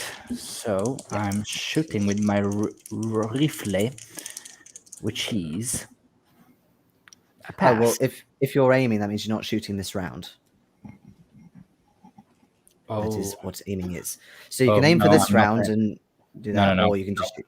No, I'm shooting. Okay. Fuck the aim. That's a regular pass. Regular. Okay, so let's okay. She's going to try and dodge you. Ooh, and just manages to dodge. How much is your rifle? That's like 60 or something, isn't it? 64. Okay. So she does manage to dodge, but at the same time, she's knocked a bit off balance. So you don't think she'll get to Annie potentially in the next few seconds. It might take a bit longer. Right. Next up, who is really like rattling the cage at this point, really like looking dead at Bonet at this point. With this, I guess if a chameleon could look angry, then she's looking really angry with Bonet. Annie, you are next. I shoot the Derringer at Bonet. Okay. I miss. Okay. And next is Charles. Have I made it to this cage? You have, yes. You've made it around to the cage. Right. You're a bit further away from the other two, as in Annie and the warrior guy. I'm looking for the door, the gate, the door of the cage. Yeah. I assume there's a padlock of some description on it. There are several padlocks, yes. Yeah, I'm gonna, because I've got that staff, I'm gonna start using it to start breaking the padlocks. Okay. Okay. So you do basically, I'm gonna bust it open. Mm-hmm. Okay. Can you give me a strength roll, please? I'd rather not. Just, you know. But as I just made an extreme, I'll say yes. I meant to do it completely, and I'm quite happy with that. Thank you. Okay. So, yeah, you think you'll get this open pretty damn quickly, but there are a few padlocks, so you're having to do it a couple of times each, you think. That's no problem. And obviously, it's going to attract some attention. Just keep on it. Literally, however long it takes me, that's my priority. So if it takes me a couple of rounds to do it, then that's what I'm doing each round. Okay, so in terms of the guards, now we're back up to the top of the list. So the one holding you, Annie, realizes what Charles is doing from the noise and actually goes over to him. And he tries to grab you around by the neck from behind and drag you away. Who, me? Yes, you. He can fuck off with that shit. Are you going to oppose? Of course I'm going to oppose him. I'm not allowing him to lead me off for a quiet cuppa. Okay. Is that brawling? It is brawling.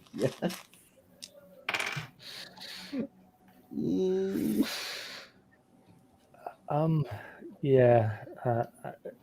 If it makes any difference at all, I did succeed. It won't, because I got a 3. I'd like to give him a penalty die in the nuts. Okay, so that's going to be a major wound because that's 9 points of damage because he has a crazy damage bonus. Shit. What the actual fuck? Can I have a con roll, please, Charles? All right.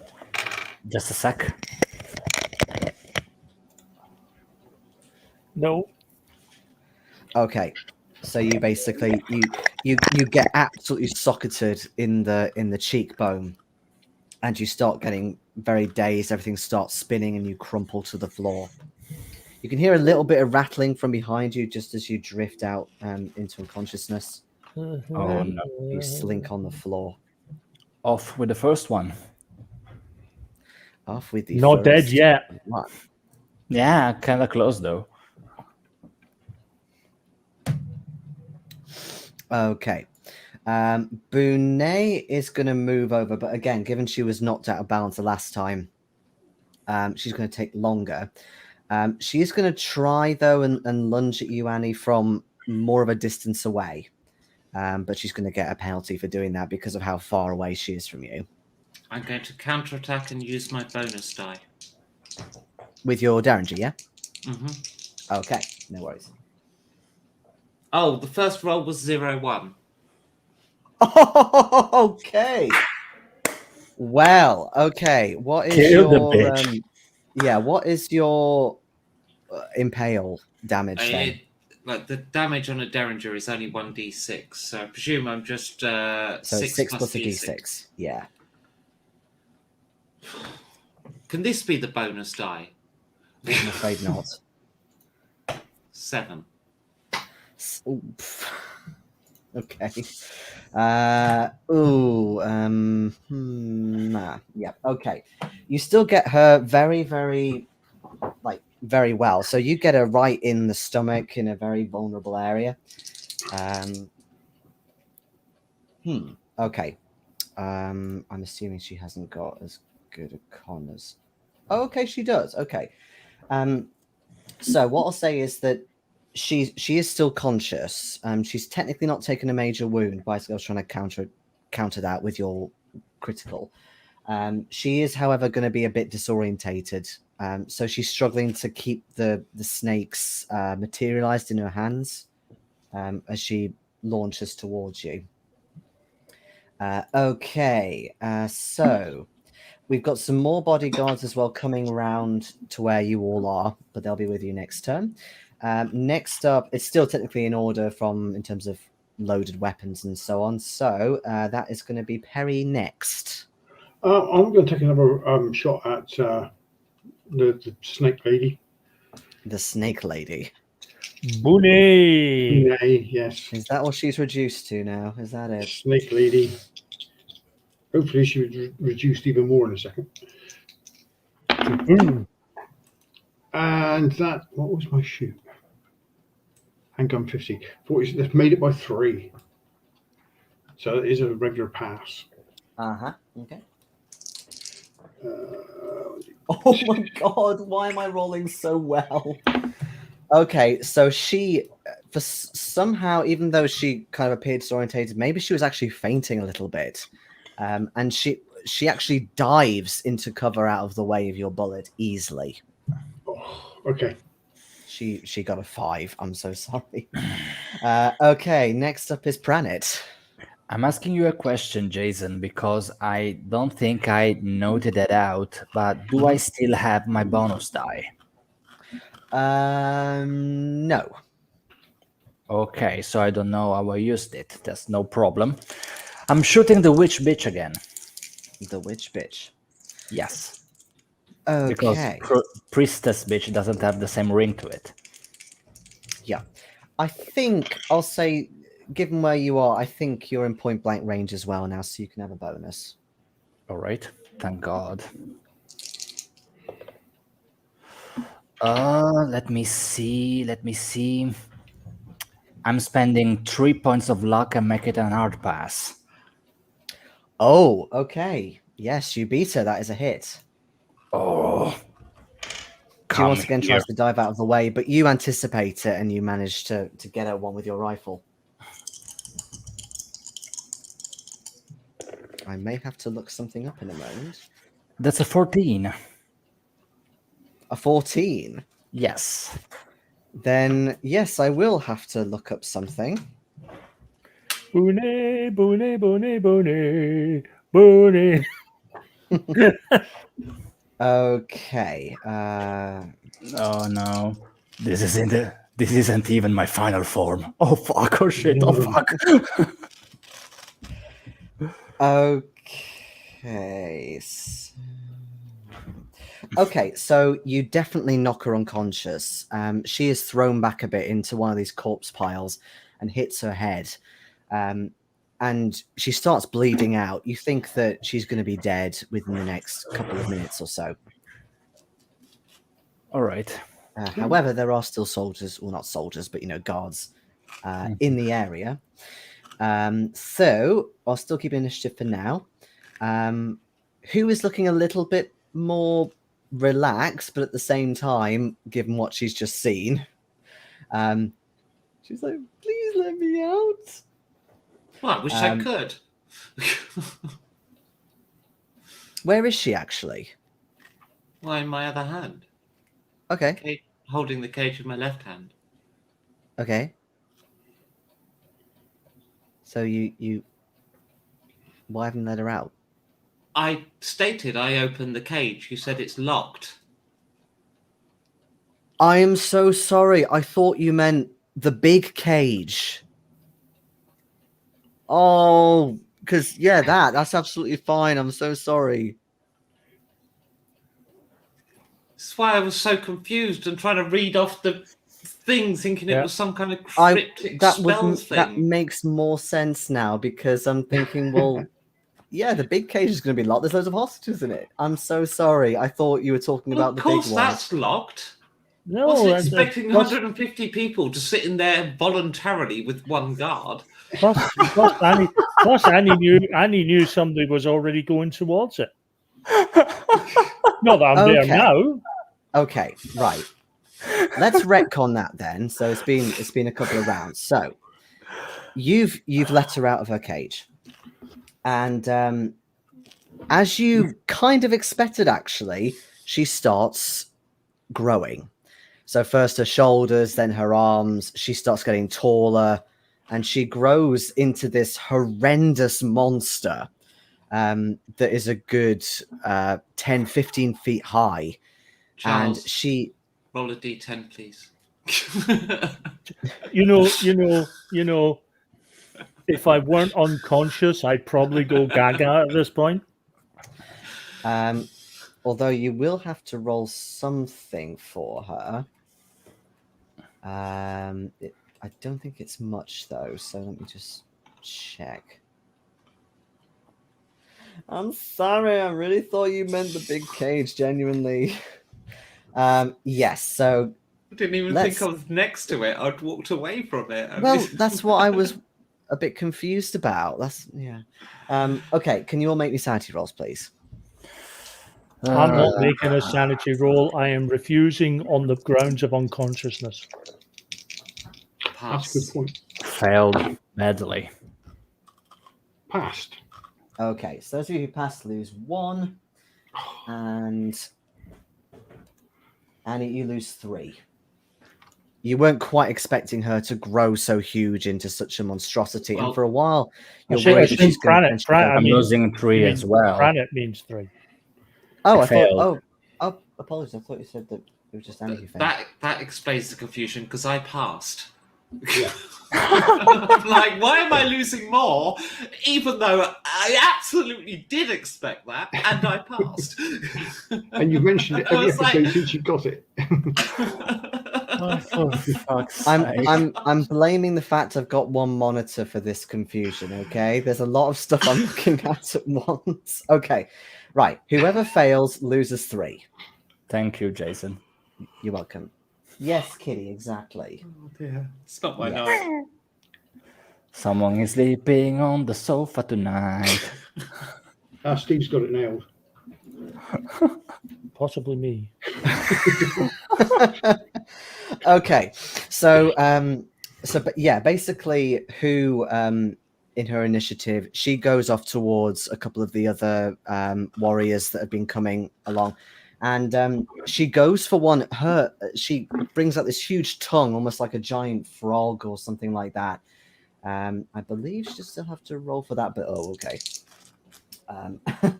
Yeah, if she fails that, then I'll be very surprised. And yeah, she doesn't. So she lashes this huge tongue with like little spikes protruding from it onto this first warrior that tries to come at you. It kind of grips him in the chest and he screams in agony. And she starts dragging him towards her. You think that she's going to eat him. Really quite soon. As you're dealing with Bonet with that shot, then basically, yes, that's what she does. So she starts chomping him and just instantly kills him with these huge jaws that have come out of her. Vertically, actually, I should be doing this rather than this. It's this. Let's see, actually, if the other guards react. That one does. That one does. That one does. And that one does. Okay, so they're very much backing off from this creature, but you don't know if that's going to potentially stop her from going towards them. She's on a rampage. So yeah, Bunet is bleeding out on the ground next to this corpse pile. Charles is unconscious. I'm walking up to Benet, putting my derringer to her forehead and pulling the trigger. I would squeeze, but my skill's only 47. That's a coup de grace, surely. That's just going to be a It is straight a coup coup de de grace. grace. It is a coup de grace. Okay. So you shoot her in the head, and sorry, stomach. I beg your pardon. I was looking something up. No. She said forehead. I was suggesting that maybe stomach was better. Well, in either case, you kill her because she was pretty much about to die anyway. But yeah, How many fucking blood. hit points that did she have? She had 15. She did 7. I did 14. That's that's 21. She was killed outright. It's She had 15. no, Okay, because she had something more. you didn't do 15, so she's not insta dead. She was going to be bleeding out, unconscious for a round or two. All right. Do I have to make a con roll? Oh yes, you do.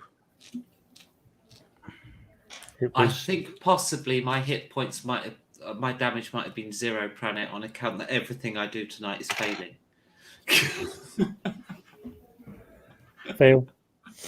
Someone is sleeping on the sofa tonight. Right, we'll deal with you in a moment then. So you put the gun to Bunet's head, and you shoot. Of course, more blood comes out the back of her, and she slumps even further. But then, almost in an instant, there's this sound, this high-pitched sound that comes out of nowhere from around the cave walls and concentrates within her, and she lets out this huge scream. Oh, shit. You just killed Mummy. And what else happens to her? So she opens her mouth, and there's this strange glowing coming from within. You can see her eyes as well are emitting this huge bright light, and she starts writhing and shaking, almost like someone's picked her up like a doll, and she starts tearing apart, and then suddenly she explodes. Oh no. Perry and Pranit, you can make me dodge rolls. Annie, because you're so close, one of them basically hits you. A miss. Oh. That's an hard pass. Hard pass. Okay. What did you say, Perry? Miss. A miss. Okay. Okay. So as these chunks of flesh come flying at you, there are also these horrible tendrils that come out from her chest and grab the two of you. And for a moment, you feel this presence that makes contact with you wherever the tendril lands. Can the two of you make me individual luck rolls, please? Oh, They're not luck rolls, they're fail rolls. they are, and I did. I passed. Oh, okay. That's rare. Okay. I did Harry, fail. what about you? You failed. Okay. So I'll deal with Annie first then. So on passing the luck roll, again, you feel this presence and this power as it makes contact with your flesh. But for some reason, you're expecting something horrible to happen, but you feel this kind of strange numbness about you, and for a moment, you're very hot. You feel like you're in the middle of a vast desert wasteland, and just on the horizon, you see some sort of small building, which you feel like you need to reach it. You need to reach it for water. You're dying of thirst, and you must get there. But as you do so, this strange life form rises out of the ground. Nothing that you've ever seen before. This huge, almost triangular shaped creature with these strange antennae atop of it. And you think it's possibly going to attack you, but then it quite inquisitively, with a three-fingered hand, outstretches it towards you.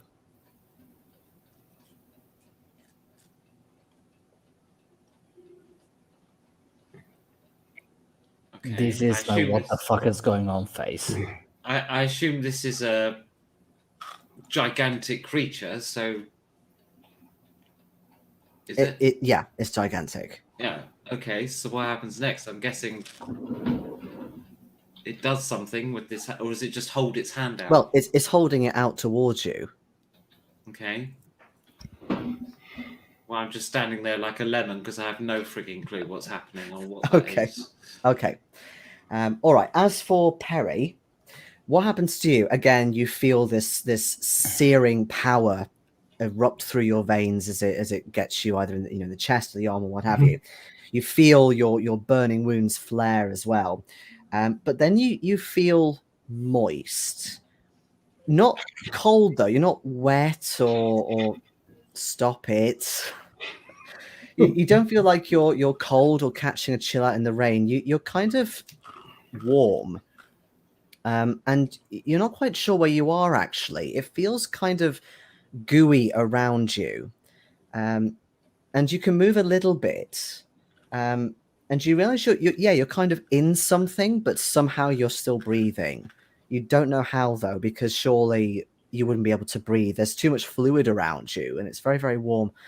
And you hear this simpering, soothing song coming from somewhere, a female voice with an American accent, interestingly.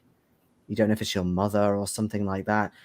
But then you feel this translucent film to the outside world, and you can see outside this dark cavern somewhere, or a dark building or cave, and you feel trapped, and you feel suddenly incredibly claustrophobic in here, and that you can't get out.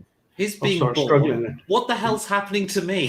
Get that one. That one I understood. Okay. I'll start struggling, actually. Yeah. Okay. So the both of you, it is basically a vision. So you do come out of it within the next couple of minutes.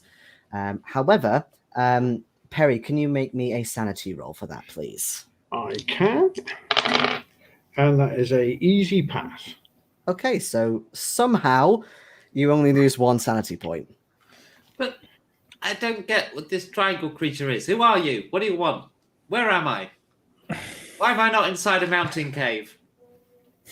Yeah, you slowly start coming back to your senses. The temperature starts dropping again to the normal temperate sort of feel you had before, and you're back in the cave. You can smell the corpses again. And the tendrils have retreated back into Bonet and disappeared, you think, as she's now just multiple pieces on the floor. Okay, I'm going to shoot a couple of the bigger ones. What about the guards? The guards appear to have retreated back behind the statue, and who has followed them? So who is trying to, you think, pin them against the wall or corner them or something? And she's making quite short work of them. You hear these quite unnatural shrieks coming from her. Very much not the thing a chameleon would do, and more terror emitting from these guards as she just cleans them up, rips them apart. You can hear bones crunching and things. What about Charles? How is he doing? Is he still passed out on the ground? Charles is indeed passed out on the ground, but more to the point, if you go up to him, you can see that he's suffered blatantly some sort of head wound. Okay, so just because I don't want to have missed something here, only the guards are left, and they're being butchered by a giant chameleon. Yes. Is that yes. right? All right. Yes. So I'm going to give Charles a little bit of first aid to patch him up a little bit. Hopefully he won't develop seizures and such. I'm trying to do my best here, mate. Thank you. You know how he failed his con roll before? Yes. So you try your best to nurse the wound, see what's wrong with it, move into maybe the recovery position and so on. But you realize that actually his head's been traumatized so much. He's not coming round. He's not moving. He's not even breathing at this point. Ow. Oh, fucking hell. Oh, no. Can you do your cat thing? I could possibly, yeah. Let me have a quick look. What's that I do? honestly thought, having failed those two, having failed that second con roll, I was a dead 'un. I mean, yeah, technically. Does it work on the dead too, the bust thingy? It does work on others, yeah. Whether it works whilst inside the cultist shrine site of the Black Pharaoh is another question. Can't find my. It's not the Black Pharaoh. It's the bloody tongue. tongue. Same dude. Same dude, different outfits. Oh yeah, got it. Stephen, Wow. Stephen, please don't relish in my failings quite so much. I'm still trying to get my head around the fact that I met a giant Toblerone with hands. Yeah, I can. That's Toblerone. I can do it. What's this Toblerone thing? I don't understand. Pyramid triangle thing. Chocolate. Oh, that right. Chocky Yes. thing. Yes. That's Toblerone. I can do it for Charles, but it's a yeah. I don't know if it brings him back or not. Let's see how well you roll. Well, Okay. I don't know. Should we try? Wow. Ouch. Wow. Ouch. As Perry is chanting and singing, etc., I'd like to open the hostage's cage. You know, as he's drifting off into the ether sphere, Power. Charles is turning round, hearing all this shit, and saying, "Fuck the lies." I'm off. That is a hard pass. Okay. So, As long as you're a bit mean to cats. I mean, he hasn't. Okay. So, Charles, you're seeing the whole light ahead of the tunnel. And yeah, you feel drawn towards it and so on. But you feel this, it's not a huge pull, but it's still a pull, an encouragement to come back. You feel First round. you feel something against the bottom of your leg. You look down, it's a cat. But Always Steely say last orders. Charles is in heaven. It's all purity, and alcohol technically a toxin. What I'll say with the hard is that he's still very unconscious, but you feel this ever so slight raising of his chest, just a tiny breath.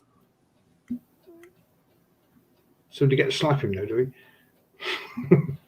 I mean, given what happened the last time somebody slapped a barely come living on, person. that was entirely accidental. The guy died. Mm-hmm. That was entirely unfortunate. Mm-hmm. But And he's so definitely he's back first alive. aid. He's alive. He's alive. That's the main thing. He's just alive, but you're going to need something to keep him alive, so something to stabilize. I know. I First mean, aid. there I was. I was going to the great pump in the sky. I was about to get myself sloshed on a regular basis, and these bastards brought me back. I'll slot back a bit, exhausted, so Pranit can maybe try another first aid. See if you Bloody get a chance. last sober time. and all. While doing that, I'm going to have another quick wee. I have a bit of first aid too, so perhaps I can assist in that. I mean, Yeah, that would actually a be. reasonable amount, actually. Well, Pranit's releasing the prisoners, I suppose. Yeah. Yeah, if you could help me, that would be much appreciated. Or I help you, depending on how much first aid you have.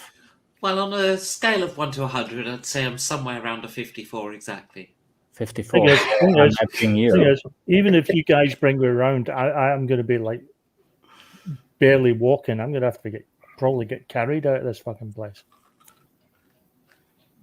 Or if I'm moving under my own steam, it's going to be very, very slowly. Perhaps the prisoners Yeah, I should mean, you're have such an alcoholic anyway. We kind of expected that. Don't be sad, Becky. Don't be sad. Oh, it's Cat now. Cat. Oh, Hello. look at the belly. I don't know why I'm saying hello. She can't hear. Fat ass. Yes, you're a fat ass. That's what's just saved Charles.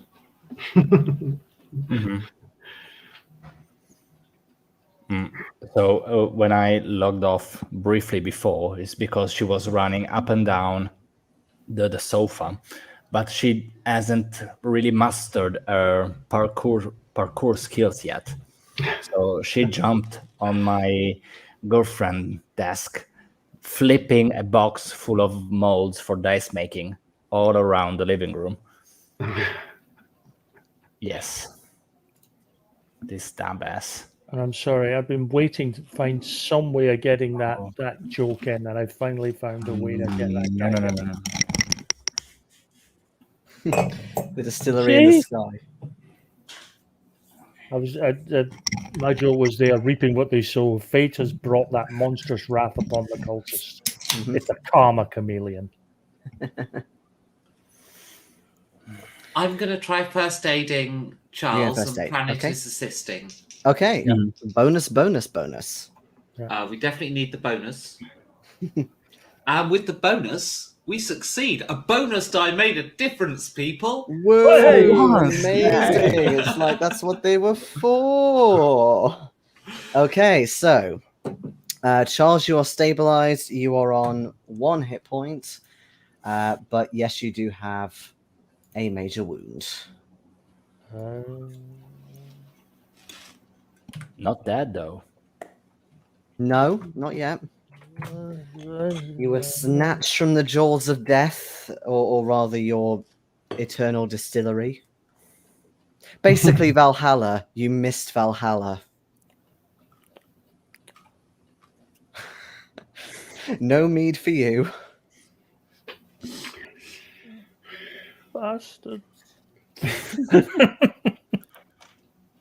I hate you so much. Okay, so you hear a little bit more carnage going on from round where Bonet came from with these guards, but it goes still fairly quickly, echoes around the cavern. And actually, I'm just double checking. I can't remember if she stays big. Well, I was about to say who. There's more of them outside in a field. Okay. Because it doesn't say that. Okay, so yeah, you can direct her outside, no problem. I mean, she might have to make a slightly bigger hole in the wall. There is a slight problem though, just to bear in mind, in that you've left the soldiers down there as well. Oh, They're hidden. I'm going to say in the field because they're at the base of the mountain on the rocky path to the side, whereas I'm going to point her at the field. yeah, that doesn't really mean that a quasi non-sentient being will not eat everything in its path. Who? Yeah. Could I ride you? I could direct you as to which ones are good and which ones are bad. You don't have any animal handling, do you? It's not even a skill. No. No. There is animal handling of sorts. We isn't all there? have That's ride. D&D. We all have ride. That's No. D&D. You do have ride. No, I'm sure there's I an art craft animal handling thing. But I mean, you could try riding her. Let's do it. Has she finished off all these cultists now? She has, yes. They are. I mean, she's eaten most of them. There are bits of them on the floor. Her teeth are stained with their blood. It's rather disgusting. I'm going to try riding Who into battle, and I'll blow my Biarki whistle a couple of times to get some air support in as well. Let's do Operation Mop Up. Okay, so you're going to do Operation Mop Up. What are the rest of you doing? I'm freeing the hostages Freeing the hostage, yep. as soon as this gang leaves. Yep. I want to go over and try and push over this statue thing. It's just like, Okay, yeah. I have the mother of all hangovers. Yeah. I was just about to say, you feel a lot of pain coming from the back of your head. Oh, Okay. I never want to feel sober again. Annie, give me a ride roll. 0-5. oh, I last a little while, but then I fall off. Okay. Yeah. So, I mean, she's happy for you to be on her, but also, yeah, she goes quite quick. She's going down a very steep incline. It's tricky to keep a hold of her. You do just manage to veer her away from some of the soldiers, but she is tempted to snatch one up with her hand. When we see the soldiers, okay, ignore the ones in the red coat. Red coat? Yeah, British soldiers. They're the hang on, King's it's in African Rifles. It's in 30s, isn't it? Ignore Yeah. the ones in 20s. the Khaki. tan. It's tan, yeah. Tan. Yeah. You don't really know if she comprehends what that is. Not these ones. Okay, hang on. There's a much worse way to do this. Ignore the white ones. Oh no, there's cultists from all over the world, isn't there? Mm-hmm. Yeah. Okay. Not that one. He's good. Just have to. I'm actually rolling as really well possible. tonight. Apart from Bonet, I'm rolling really well. So even with your trying to persuade her away, she's too tempted to grab one and just chomp him in half as she keeps running. So she's still going towards the plane, but she's still chomping all the soldiers Collateral. up. So you head off that way. Okay, so Pranit, in terms of the cage, this cage is locked. It takes you a while, but you do find next to the third corpse pile there is some keys hanging up. Although Charles has dented most of the padlocks, so really there's only a couple that you need to unlock with a key if you're going to do it that way. So that's fine. You can do that. Yeah, and as I'm doing that, I'd like to say in every language I know, basically, given that you said it's a little bit of this and that in the cage. They're not locals. No. All right. I'd like to say that we are freeing them despite how we are dressed. Mm-hmm. And we will lead them out of this place. So just come down and follow us and help whoever is not able to walk on his own feet. Okay. They understand what you're doing in that you're opening the cage, but you don't know if it's not that they can't understand what you're saying, but especially a few of them look really far gone, that they're not really paying attention to speech specifically. But some of them do start coming out of the door once you've opened it, and others look around and start shuffling. Some of them are even just crawling. They're not even walking at this point, but they do start moving out. Perry, you're heading towards this big statue. And it's interesting because just behind it, you think maybe the guards were trying to do something with the wall behind, but there's this gap about this big in the wall behind, and you realize that actually that bit of wall doesn't look quite right compared to everything else. oh, okay. Perhaps I'll ignore the statue then and move to this bit of wall that's looking a bit strange. What is it, a door or a covering or It's some sort of door in the wall. Yeah, so like a false wall. Okay, can I glance inside? You see a long snaking tunnel that starts going upwards in a big curve. Okay, I'll shout back to Pranit and Ali and Charles that there's a tunnel back here. Well, Annie's not here. She's Gone. off. I don't know. It's happening. She gone. She gone.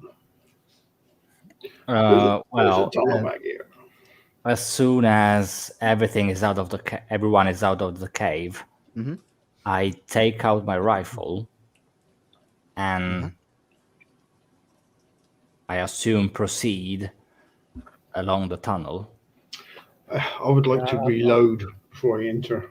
I'm following behind them sort of gingerly, more because I don't want to be left on my own, not because I think I can actually do anything at this point. Yeah, either way, I'm giving you my knife. Yeah, because the one thing that's Yeah, at least if something jumps at you, you have something else to defend yourself with, but your fists. yeah. Okay. What I'll say actually, Pranit, you also notice kind of near the back of this statue is a clock. And in fact looks very similar to that of, let's see, where have you been? Gavagan's clock, Omar al-Shakti's clock. Yes, you've been to New York, Perry, but you're a bit more fixed on the tunnel. And it's pointed to 3 hours behind the time now.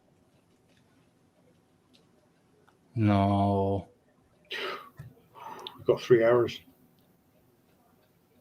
Not 3 hours back. We are late. You mean 3 hours ago? Yeah. Yeah, 3 hours behind you. We are late.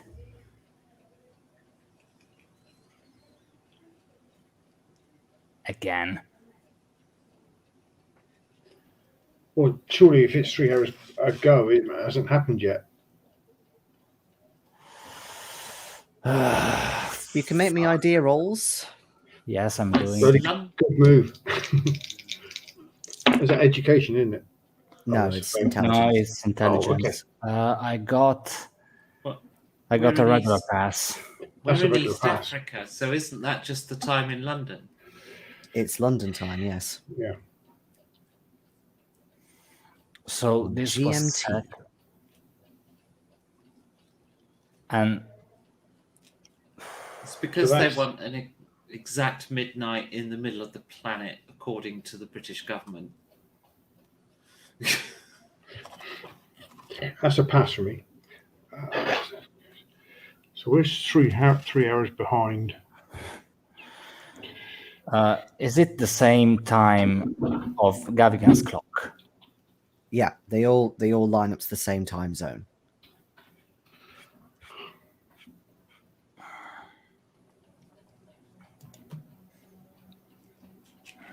Okay. So, apart from that, there's not really anything else in here. So yeah, I guess you start advancing up this tunnel. It slowly goes round in this bend, seemingly for eternity, and slowly climbing. After about a mile and a half, you start noticing the walls not only open out, but also get far more jagged and blacker, much blacker.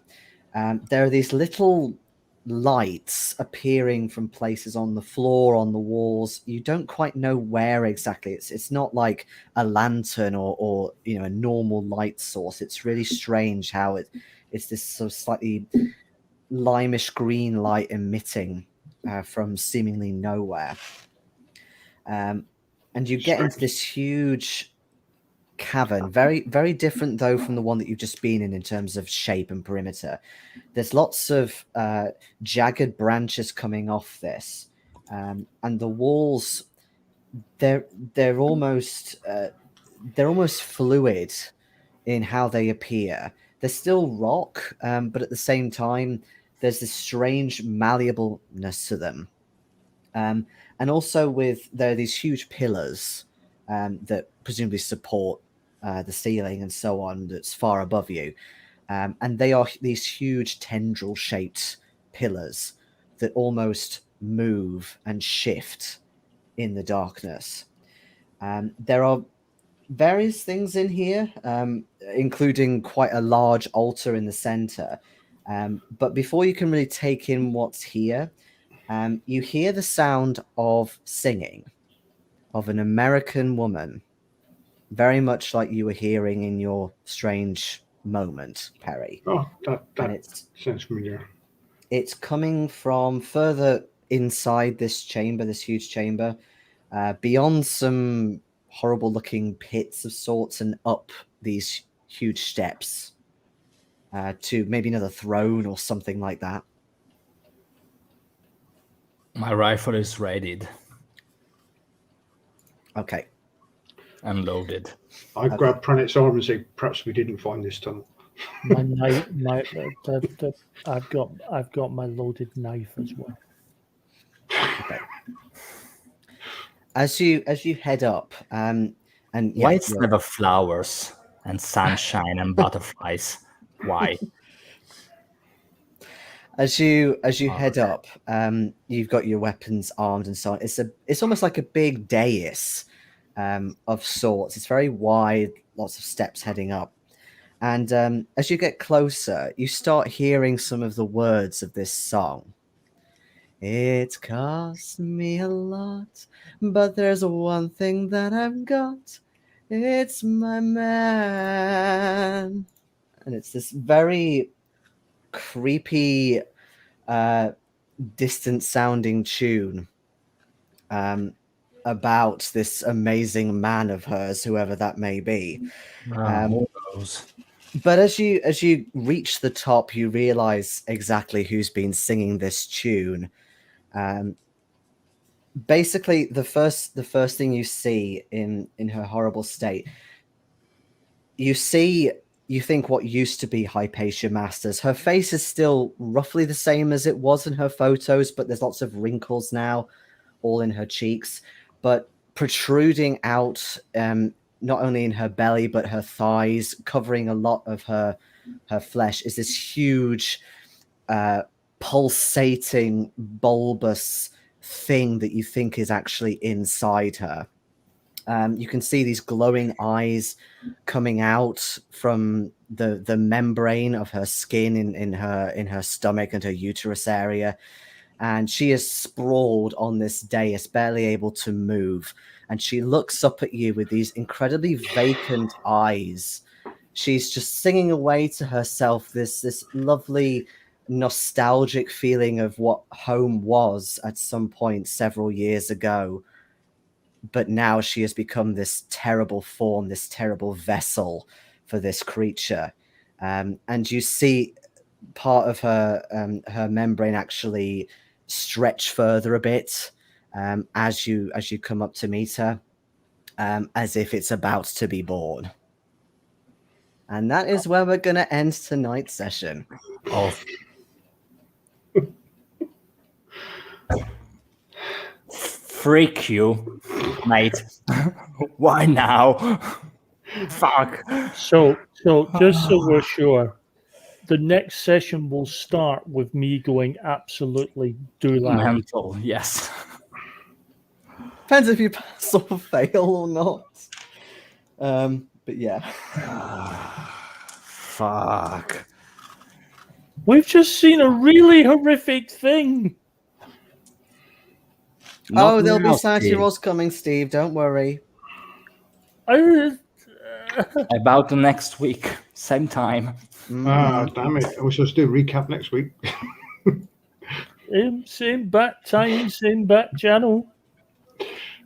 Who's doing recap next week? Is it Becky or Ronnie? Becky. It is Becky. I believe it's me. And as the one outside, Page was the locked. only survivor. End of recap. Oh dear. Well, probably next week you'll be the only one safe. Yes, I will, because I'll be sitting on the ground going blah, blah, blah, blah, blah, and not You'll be giving a rolling it. monkeys at that point. You'll be rolling a d10. No, I think 2. Yeah, but then you roll it. Oh, yeah. Do you roll 2d10 when you put temporary insanity? I thought it was 1. It's No, one as for your I was state and one imagining- how long. I was imagining 2 D10s for the sanity loss alone. Oh, I Well, the see. thing is, It's got to the be a thing major is, one. the thing is, I'm at that point now where if I fail my sanity roll, It doesn't really matter. I'm gone. Because Mhm. if I lose even a single point, I'm gone. And if I fail my sanity roll, I'm guaranteed to lose at least 1 point. There you go. Yes, Oh, that's how indefinite insanity works. I've got a decent number of skills ticked. I'm never going to get the chance to up them. All right. Okay. Well, thank you for the session, mate. That was good, That is yeah. okay. I really thought this would have been the last Kenya chapter. Yeah, same. It could have been worse. It will Yeah, be. way worse. But it might have been over quicker if, we had the chameleon. Again, it was a complete misinterpretation. I'm so sorry. It's all right. Yeah. I won't sing anymore in case I get struck down for copyright. Although in saying that, the way I sing, that probably wouldn't. Yeah, you're not recognize close anyway. enough to the tune, Exactly. That's what I was thinking. which is another good reason not to sing more. And there's the incentive to go full blast on it. Oh, knock yourself out. I'm going for a smoke.